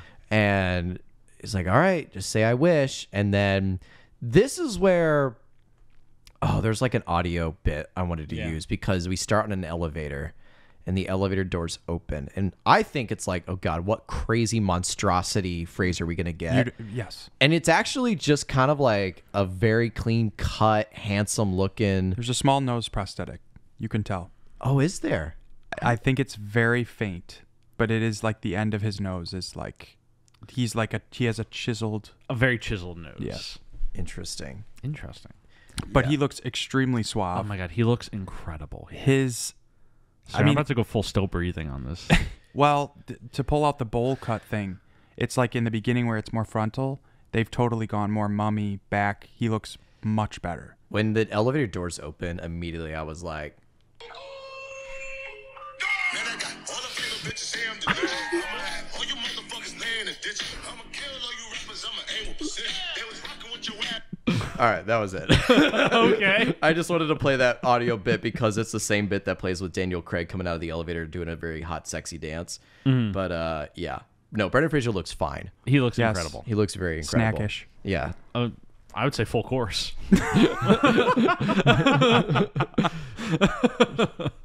So yeah, he comes out and it's like he's at a dinner party in his honor because he Yes. just finished his like Fourth book. fourth book. about like the physics of planetary dynamics of some shit like that. Nobody understands what he's talking about there, except him. Except him. It's like, oh well, of course everybody was asking for another book on the tectonic plate motion and stuff. Right. That's when we're immediately capping like the whole. Oh, we can already understand what the problem's going to be in this movie. You kind of get the vibe that he's respected as a intelligent mind, but he's not necessarily respected as a person at this party. Like everyone's like, oh, haha. Totally. Like they're kind of behind their backs, but behind his back, they probably talk about yes.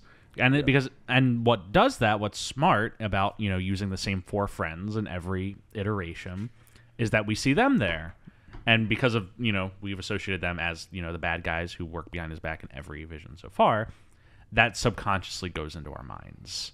That like, okay, this is a guy who is very successful and people latch on to him for that, but they don't really have that level of interest in him in a real way. Yeah. And we find out why shortly. Yes. And Allison's at the party and she like is talking to somebody. It's like, oh my God, it's Elliot Richards. Like, I really just want to go up and talk to him. It's like, well, do it. And then they start a conversation. They hit it off. Fraser's putting on some moves that I was starting to sweat a little bit during, because he's like talking about, it's like, you know what like the largest organ in your body is? It's like, what? It's the epidermis. It's your skin. All the tiny little nerve tingling, sending signals to the hypothalamus. And I'm going to have to take off my headphones. And he's talking to like a smooth ASMR voice. And I'm just like, it's working on me. Yeah. Since I had last seen this, I did not know where this wish goes wrong. And I was like, what is going to happen here? Right. How is this going to go wrong? It seems like it's going well. This guy's great. Yeah. Oh, fantastic. And it's like, can we go back to your place? And she's like, yeah. And so they go into his place. They're walking into his bedroom. And then Toby Huss launches up from the bed. Yeah. And it's like, where were you? Elliot like, Richards. Oh my God. And that's And when he's we like, get I'm it. gay, aren't I? And he's like, I'm not gay. It's like, oh, really? Well, who starred in this Broadway musical? And it's like, oh, well, this person, this person, this person. Yeah. Gay. And Like it's on a baseline, like, yeah, it might be funny, but it does feed into that early 2000s. It's so basic, like early gay tropes. Yeah. Of, like that does not. That's not the thing. Because we've tackled that idea before with in Wild Hogs and several other episodes, where it's like that early 2000s level of, there was a gay characters are now in movies, and everyone's like, okay, that means we can make fun of them, right? Yeah. Yeah. That's how a lot of toxic. Talk about toxic masculinity. Wild Hogs. Yes. It's the poster. It's all. Oh, yeah. my God. And that is how they cope with that. Yes. Yeah. But and then where? Well, and he's like, I'm not gay. Here, I can prove it to you. That's right. Let me kiss you. Yeah. And so he kisses Allison, and then when he's done kissing, he's like, no, I'm gay. All right, thank you. And then it's very cordial, and she walks out. I love Fraser's performance right at that moment. He's like, no, I'm gay. He's like, it's a pleasure. And he like pats her on the back and he's like, you can go. Have a good night. Yeah. This is the first time we do not see him pull out the calculator or the a pager as well. We just get Toby Huss yelling at him, and then the transition occurs. Yeah. This is now. Where do we end up after this one? I don't remember. There's a lot. This plot is very dense. Yes. Yeah. It's very pointy, And as in like it's point usually A, point I'm B, lucky point in that C. I can use like the Wikipedia synopsis to like. They were extremely vague here. The Wikipedia skips over all the visions. It's like its own paragraph. Yeah, here's the Wikipedia synopsis for the visions. However, the devil always spoils his wishes by adding something he doesn't expect or want. And then we cut to him at the priest in the Wikipedia description. So we still have. Hang on. Where does I he pulled it up? end up? Oh shit! Will's got the knowledge. Trying to think of like. Oh. Because I know the church happens later. It's when he's running away from the devil. Oh, the hospital. He's a nurse. Oh, right. Yeah. Yes. Right. Yeah. The nurse. Oh, and she's putting placebo. She's putting M&Ms. Wait a minute. No, we're off. Sorry. Oh God. All right, start it over. No. After Diablo, he's the nurse.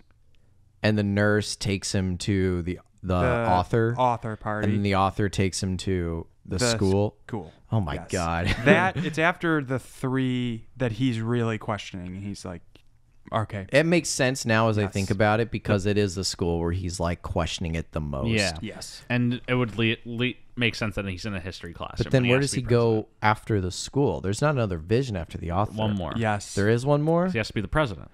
Oh, He says, you know what? I right. want to be the president of the United States. Right.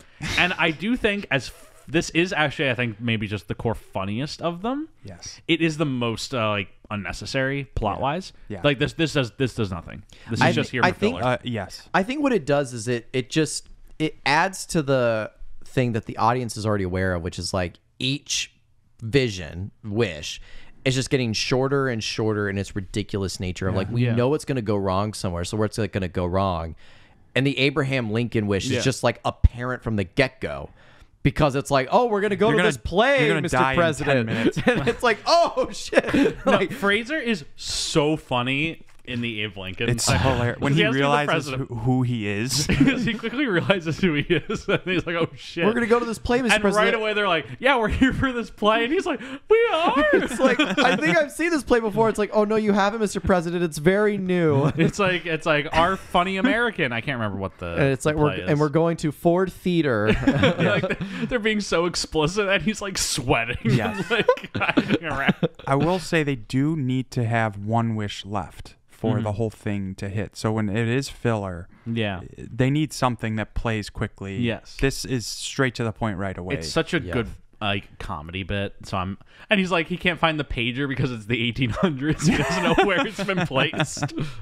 He's like, yeah. He's like going looks along. in his boot and in his He's hat. like walking up to the balcony sees. All right. And then he finds the pager, but then when he does, one of the coworkers, who's John Wilkes Booth, comes out with a gun. It's like Semper Tyrannis. It's like, wait 1 second. Beep, beep, beep. All right, now you can. Go for it. and then he winds up back in the cubicles. he's back in the cubicles. Oh, yeah, because he's seen the vision through the computer screen. Yeah. And this is where we get like a Elliot personality growth change Yeah. because he's starting to like, because I think he shows up to work a little bit later and one of his bosses is telling him, it's like, you need to show up on time, man. All right. And he just looks at him. He's like, all right, cool. And then just walks to his cubicle. So he's a lot more like subdued, sort of more defeated, I guess. He also looks a less like the dweeby. Yeah. Lost the glasses. Yes. Because at the beginning of the movie, he was the guy who was chiding people for being late, Yeah. and now he's the No, he's the one showing up late. he's settling into his new self. Yeah. And so he sits at his cubicle, and that's when his computer screen is Elizabeth Hurley. Yes, but only to him. Only to him. We do get one shot to establish that everyone else sees a blank screen, and he's just screaming at it. Yes. Yeah. And so he's like, I don't want another wish. I have 2 wishes left. It's like, oh no, you have 1 wish left. It's like, what was the other wish? It's like, you wish for the Big Mac and Coke. Remember? It's like, that doesn't count. And it's like, hey, I'm the devil. What's fair is fair. It's like, yeah, I guess so. And he's like, I don't want the last wish. Like, I don't know. I don't like what's happening. You're screwing me over on these things. She's like, you're going to make that last wish. So like, come hell or high water. And it's like, no. And then he just screams and runs off. Yeah. And that's when I think he goes to the church, right? Yes. And so he goes to the church. He sits down and a priest approaches him. Played by Brian Doyle Murray, Bill Murray's brother. Nice. Who talks like this? I'd And like to see a home that was naked. I think that's his line from Joe Dirt. Yes. good pull. That's actually a good pull. Yeah. I know him mostly from his acclaimed role in Ghostbusters, the video game. That's a good pull. It's a really good pull. Of course, his acclaimed role. And so the priest comes up to him and he's like, oh, like, is there anything I can help you with? It's like, I need to talk to God. Yeah. And he's like, I got some problems I got to work through. It's like, oh, well, you're in the right place. It's like, would you like to talk to me? It's like, no, I need to speak to the big man, like, right Direct. now. Directly, like, right now. It's like, well, you can talk to me. Like, I work as like sort of his representative. It's like, okay, so I made this deal with the devil and I got these 7 deadly wishes, and he goes on this whole thing, and then cut to him getting escorted. Hauled out by the cops. Hauled out by the cops in the church. Yeah. Truly, there is no sanctuary left in the world. Yes. He gets like, I need to speak to your supervisor. It's like, that'll be the sergeant. And he goes to the sergeant and he's talking to him and he's like, hey, listen, I know I got my rights. You can either book me or let me go. It's like, that's a hard decision. Officer, book him. And it's Elizabeth Hurley as one of the cops. He's like, no. No, it's her. It's like, you shut up. I'm going to get you in jail. And she throws him in a prison cell with, who's the actor's name? Who's in the prison cell with him? Douglas. Gabriel Cassius. Cassius. Elliot's cellmate. And so he is in the cell with this man, and he's just sort of despondent. And he's like, how long you in here for, bro? And he's like, eternity. Oh man, that's a long time. It's like, what'd you do? It's like, I really messed up, made some really bad decisions. And I like this scene because this guy's supposed to be like sort of the personification of God, sort of. Yeah. And without us really knowing it, but I kind of clocked it pretty quickly. Yeah. I don't know if you guys did. The second the guy starts talking, I'm like, okay, this is going to be God. Yeah. Or an angel. Right. And so he gives him some wise words. I try to remember what he says. He says something of like, I don't know. What does he say? So it's like he gives him some wise words. Yes. I don't fucking know. He says something. We know what's happening here, what they're doing. Like I don't remember exactly either the content, what exactly, but we know this is the God moment where he's speaking to God. And it came across to us as we get that. And then how soon after is it? I think it's like they let him out of jail, and that's when he tries to find the devil again. I remember what God, I'm just going to call this character God. He basically tells him that your soul cannot be sold because it belongs to God in the whole time. Yeah. So you like just need to like have faith is essentially the idea. Yeah. This is actually a Christian movie. Yeah, no, this is a good scene. It is kind of a little last minute to be throwing this idea into the movie. Yeah. About like the actual content of a soul. Souls and property and because like the idea of redeeming yourself and like not, becoming evil is a potent enough idea. I'm not entirely convinced we need all this like your skull belongs to God and business. Well, did they do this in the original Bedazzled?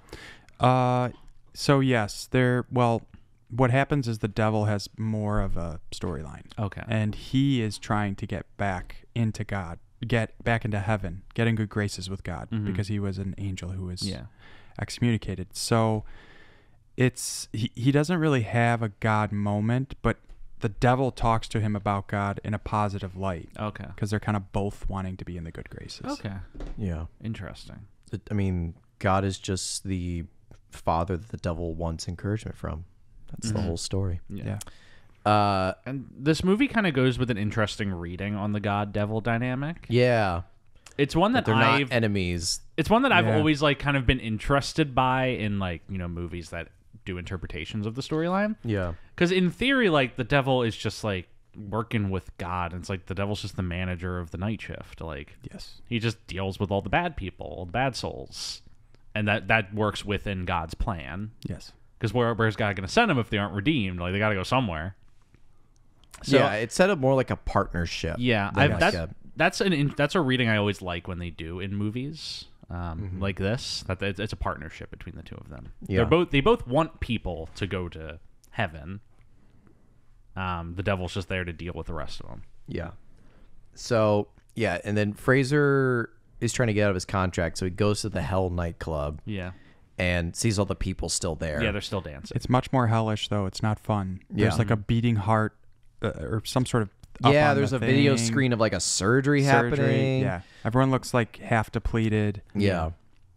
And Elizabeth Hurley comes in. It's like, oh, Elliot. It's like, don't mind them. Don't mind them. Come to my office. And so he goes to her office. Like, so what? Have you thought about what you're going to make your last wish is?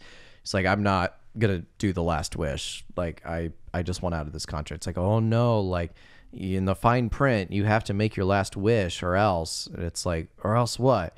And then that's when she sort of teleports him to this like hellish landscape, and she turns into like the cataclysmic, like satanic giant devil. CGI devil. Dave Grohl's devil from Tenacious D. Yeah, exactly. Yes. It's like, I will have your soul, blah, blah, blah. And he's like, okay, like, fine. If I have to wish for anything, I wish for Allison to have a happy life. And then... Falling into hell, fade to white, and then...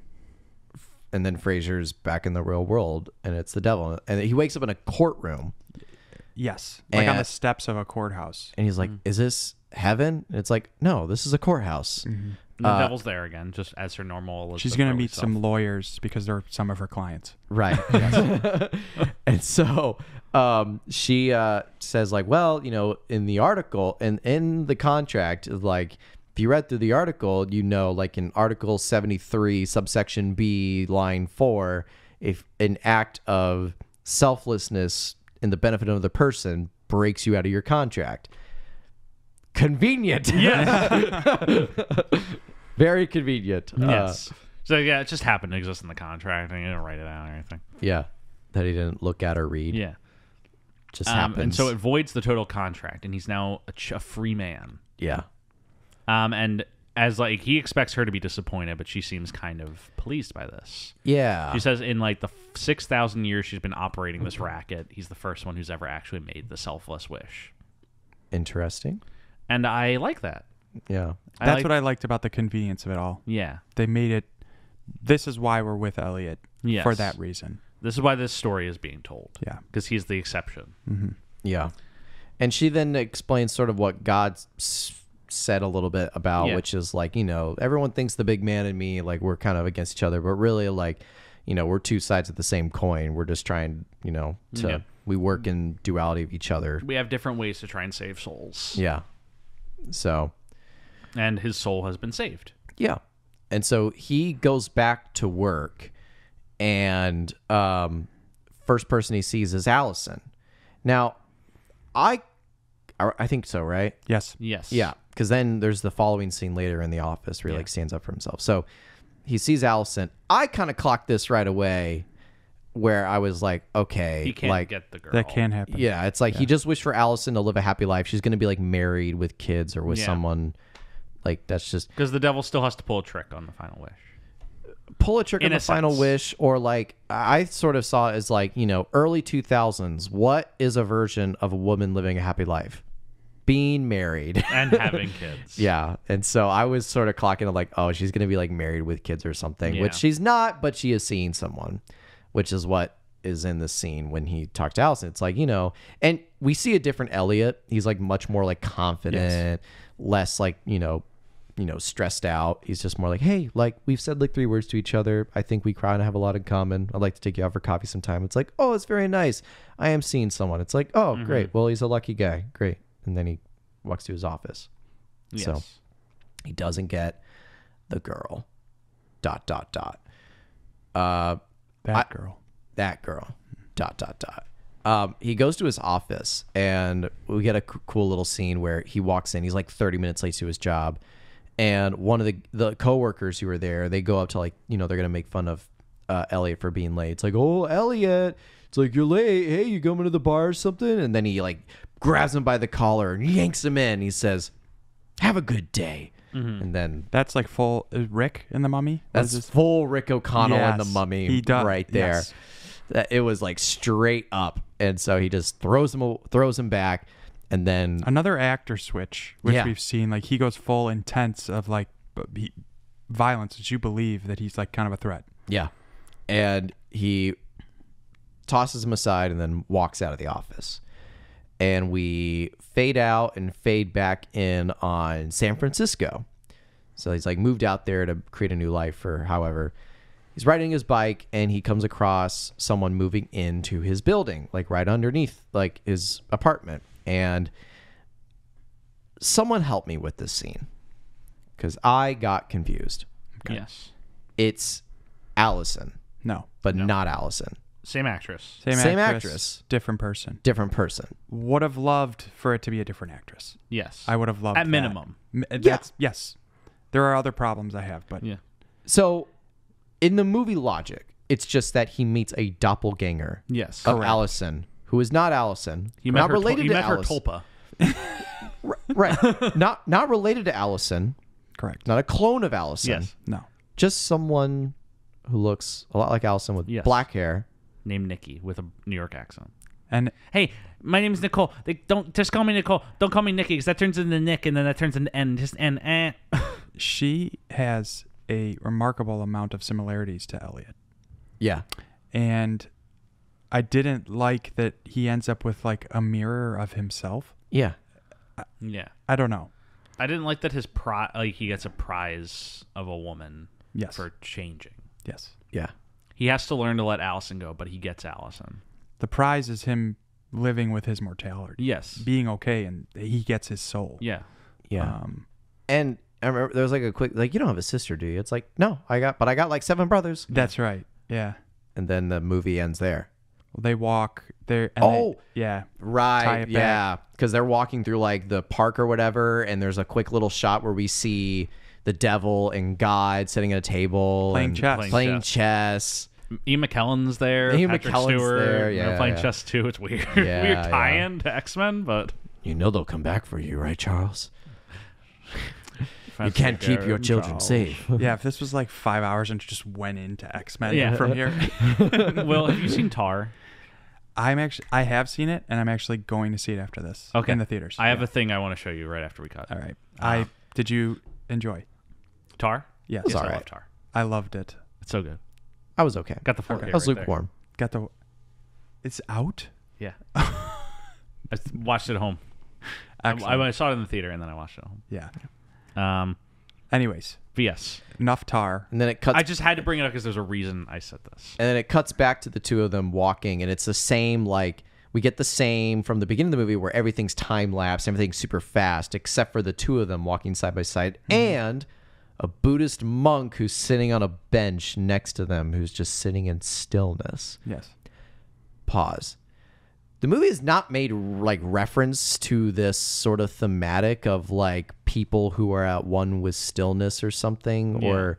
Well, I guess it's not just the monk. There's like a couple other folks who aren't moving that fast through life. Correct. And maybe I guess this is my interpretation, but maybe it's just like the movie is saying these are people who have gone through the same trials and have been saved in some way. People who have learned to be still in Totally. their lives or something like that. Something like that. But I didn't really quite hook on like what that image was telling me about the theme of the movie. Yeah. It was just kind of like a cool image with not a lot of depth to it. Yes. I thought it was cool. Yeah, that's fine. It's cool. It ties back to that beginning, and then they each have their yellow bubble of what they I are. wish that the bubbles had ever been established in the movie. Like, I wish that we had just done, like, the devil has a computer, where she, like, checks in on these people. And that could be the end. Yeah. You know, of her. She's just the last shot is her seeing. Yeah. Checking in and Because watching him. you walk can't, off. like, just throw in the opening titles, like, hey, we're inferring the devil has a spy network. You guys, actually, Yeah. I do have some breaking news for you guys. They have determined that Chinese spy balloon that was just shot down Yeah. was actually of the devil origin, and she was spying on people for her next victim. I thought you actually had some breaking news about No. the balloon because it is breaking like quickly The every now balloon and then. is actually the funniest thing that's happened in the news in several months. Crazy. I can't wait for Anna McKay to make a movie about it. Yeah, called Balloon. Did you see the video of them shooting it down? And there's just like the one Yeah. woman who's like, "That's my Air Force." I'm like, yeah. Yeah. And then when she's done scanning, like Brendan Fraser, and after she's done doing like the scan, she then like goes over and scans like somebody else, and that's where the movie ends. Like it's a never-ending cycle, It's just sort of. going. Like I don't know, It ends with like Mel Gibson or something. You're like, wait a second. anti-Semitic. And you're like, maybe somebody Like, else. Woman One is actually a sequel to this. But yeah, I think that's the plot. That is the plot. That is the plot should we- of Bedazzled. I like this movie. I did. There were some bits. I for think me. there's elements that are, like I said, have aged like 23-year-old milk. But I think as a whole, this thing holds up pretty decently in terms of its, essential structure and whatnot. It's Harold Ramis is a smart director, and he knows, how to compact a movie. It's only 95 minutes long. Yes. I think had it been longer, I'd have more problems. But I think for like 95 minutes, it's pretty compact. It's pretty tight. The scripting is there. It's always It moving. works. Yeah, there's never like a slow moment. It knows what it has to do. Yes. Yeah. And like you said, the one part of like fluff is like a 3-minute scene about him being Abe Lincoln. Yes. And like that's pretty it's good. funny. You're exactly. So this movie comes out just for a little post text, October 20th of 2000. For some reason, it was released 4 months later in Germany and Germany alone. Faust. Yeah, that's Faust. it. It's a shot for $48 million budget. the mid-range rom-com that doesn't get made anymore. It makes $90 million in the box office. It's a pretty moderate success. What was the budget? Sorry, 48 makes wow. 90.3. Nothing major, but it's a few million in profit for 20th Century Fox, who makes the movie. It does a lot for Fraser in terms of just continuing to establish his stardom at the time. Yeah. It doesn't hurt him in any way, I suppose I should say, more so.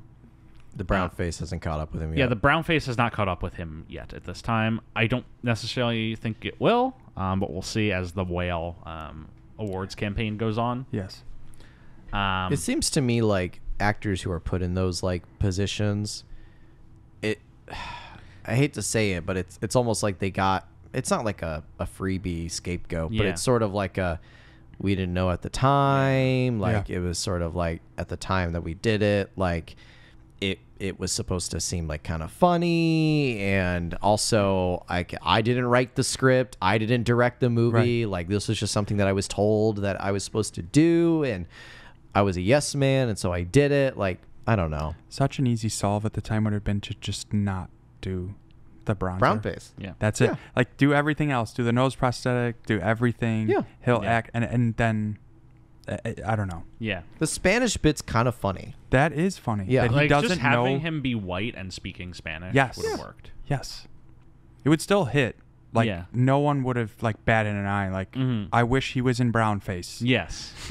It's missing the brown face, man. And Yeah. like everyone talking to him like he is a drug lord.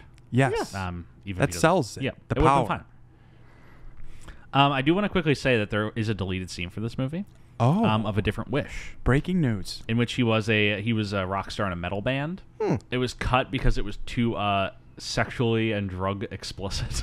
Okay.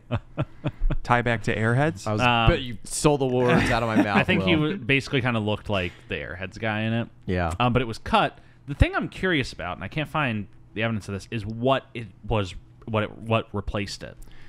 Because they couldn't have added a wish. I can presume. It's got to be the basketball fame. Possibly. That's true, because it's like Rockstar, a lot of fans. Oh yeah, he does. He says attractive. fans, attractive. Yeah, yeah. But how could that? He must have just had a small penis again. Yeah. Maybe. Something like that. Let me see. Or he And just overdoses on Elliot and drugs. Allison. Elliot and Allison. Drug and It's sexually a explicit. really dark wish where it's like him and Allison are hitting it off, and their first date they're gonna shoot up heroin, and she ODs and dies. That's a different movie. Here are the reasons it was cut. Elliot takes a bong hit on stage, and Allison tries to kill herself by swallowing pills. Not far off. Foul language. Elliot says a certain 4-letter word a number of times. And sexual content. Elliot and Allison start to have sex in the back room. So you can actually watch this scene online, or you can watch it on the DVD. Apparently, Is it on YouTube? let me see if it is. Bedazzled. Could do a live deleted react scene. right now. Live react to the. It's Deleted. 30 minutes long. And we gotta go. Am I about to watch? Oh my god! It's on TikTok. What's Tic Tac? An off-brand Look of at this. TikTok? Look at this shit. Hey, I got it. It's fucking on TikTok. I have it. You got the YouTube? This is what people are here for. All right, we're looking at Stuart's phone in a. Yeah, he does look like Airheads. Oh wow! It's only 2 minutes. He's doing a Marilyn Manson. Yeah. shirt open. Sex and violence, yeah. Let me just. Yeah, Oh, try skipping it's through like the so performance. Marilyn Manson. It sounds just like. I just want to see how this falls apart at the end. What? Oh, he just vomits on somebody.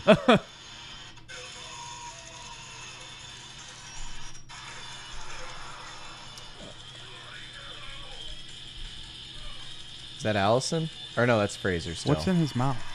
A joint, I think? Oh.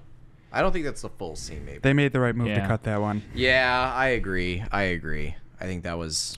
I have to clear something up real quick. Earlier, Yes. when I said Bill Murray's brother, what's his Yes, name? Brian Doyle Murray. He was the one that He said home sounds that was like a naked. fake, It is not him. It is actually.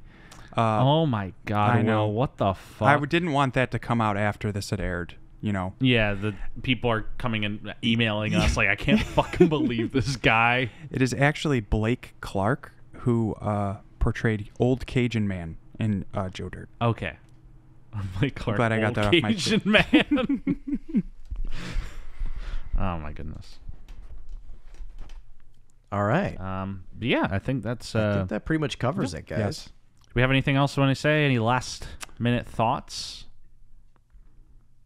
I did want to maybe ask the question, how much do we think Brendan Fraser improv'd some of his performance in some of these? A good fair amount, I'm guessing. I felt a lot of it too. I'm like, Yeah. he's riffing here. Yeah. Yeah. There's a lot of riffing and there's a lot of just interpretation with Yes. the dialogue. Like, because all these performances are so broad, Yeah. he's having fun just like kind of doing a lot with a little. I think probably all of them except for the Colombian drug lord, because he's doing all that in Spanish. I don't know how much Yeah. you can improv in Spanish. Yeah. Not a lot of riffing allowed in there. But like the super sensitive guy, I'm sure Yeah. he's probably doing something. The basketball Of course. guy. Yes, the basketball, I could feel. I was like, he is having so much fun with this. I feel like the author, he is totally like just going crazy. And I mean, it's Ramis, so he Yeah. he is an improv let it guy. roll. Exactly. yeah. You let it roll and just see what happens. That's why Ghostbusters is good, because they just let the cameras roll and the four of them just figured things out. Yes. Bill Murray would just be like, yeah, dogs and cats living together, whole 9 yards. Brian Doyle Murray's going, ah! It's great. Glad we got a correct Brian Doyle Murray reference in Yes, there. we did get it correct. Brian Doyle. You guys ever played Ghostbusters, the video game? I haven't. This is the second time you brought this up. This I know, podcast. because Brian Doyle. It's weird. It's the rough script for Ghostbusters 3. What system? It was like Xbox 360. They did a Okay. remaster of it for the new systems. Okay. But it's like the rough script for Ghostbusters. They got all four of them to come back for the game. Bill Murray, Harold Ramis, Ernie Hudson, and Dan Aykroyd do like complete voiceover performances For the whole game? Yeah, for the entire game. Wow. It's interesting. And it's like a 10-hour game. You play as the new guy, who I don't know if he has any dialogue, but it's you and then the four of them, and it's like picking up the threads from the first Ghostbusters. Mm-hmm. You're fighting Gozer again. Is It's it like- called Ghostbusters the video game? Yes. It's like it's weird. And Brian Doyle Murray plays the mayor in it. He was not in the movies, but he plays the mayor in it. That is crazy that they all came back for Yeah, Max von Sydow comes back as the painting from Ghostbusters 2. That is cool. God, what's that poster's name? Wait, is that Max von Sydow? He voices it. No, it's what's his name? A different guy does the Does the body, but but Max von it's Sydow Max- does the voice. Interesting. I meant to click on Ghostbusters 2, but I accidentally clicked on Caddyshack 2. Wilhelm von Homburg is Vigo the Carpathian, Scourge Yes, of Vigo the Carpathia. Carpathian. Vigo the Carpathian, Scourge of Carpathia, voiced by Max von Sydow. Brian Doyle Murray plays the Ghostbusters psychiatric doctor. Wait a second. And he's also playing the mayor in the game. Got some problems going on here. Just gonna say it. Just gonna say it, guys. We got some issues here. Some continuity problems. Yeah. All right, I'll try and download this. I guess I'll give the 10-hour Ghostbusters. It was. I enjoyed it. I played it. It was fun. If you like Ghostbusters, it's fun. But yeah, I think that's all we got to say about Bedazzled. Yeah, I don't really have any other final thoughts. I thought it was all right. I don't think I'd watch it again, but glad we covered it. Yeah, I think. Thank you guys so much for listening to this episode on Bedazzled. Thank you, Will, for joining us. Your first time guest. It was a pleasure to have you. Hope to have you again. Pleasure to be here. Hell yeah. As always, please remember to rate, review, subscribe on whatever platform you're listening on. As a reminder, we are available on Spotify, Apple Podcasts, Google Podcasts, and YouTube. You can pop to our Reddit, r/Travolting. You can email us at travoltingpod@gmail.com. You can find us on Twitter or Instagram at travoltingpod. You can find me on Twitter at Jeff W. Sweeney. You can find me on Instagram at StuartOn185. Will, anything you want to plug? Just Travolting the podcast. Yes. Oh. Listen to other episodes. Yes. And as always, special thanks to Rebecca Johnson for our graphic design and Michael Van Bodegum Smith for the theme music that's taking you out, and Ange Gardner for our social media. Gotta get in the groove of that one. Yeah. Thank you guys. Thank you guys so Thank much. you. See you next week for... Oh, see you next week for our episode on Monkey Bone with Monkey Mark Bone Tilley. with Mark Tilley. See you next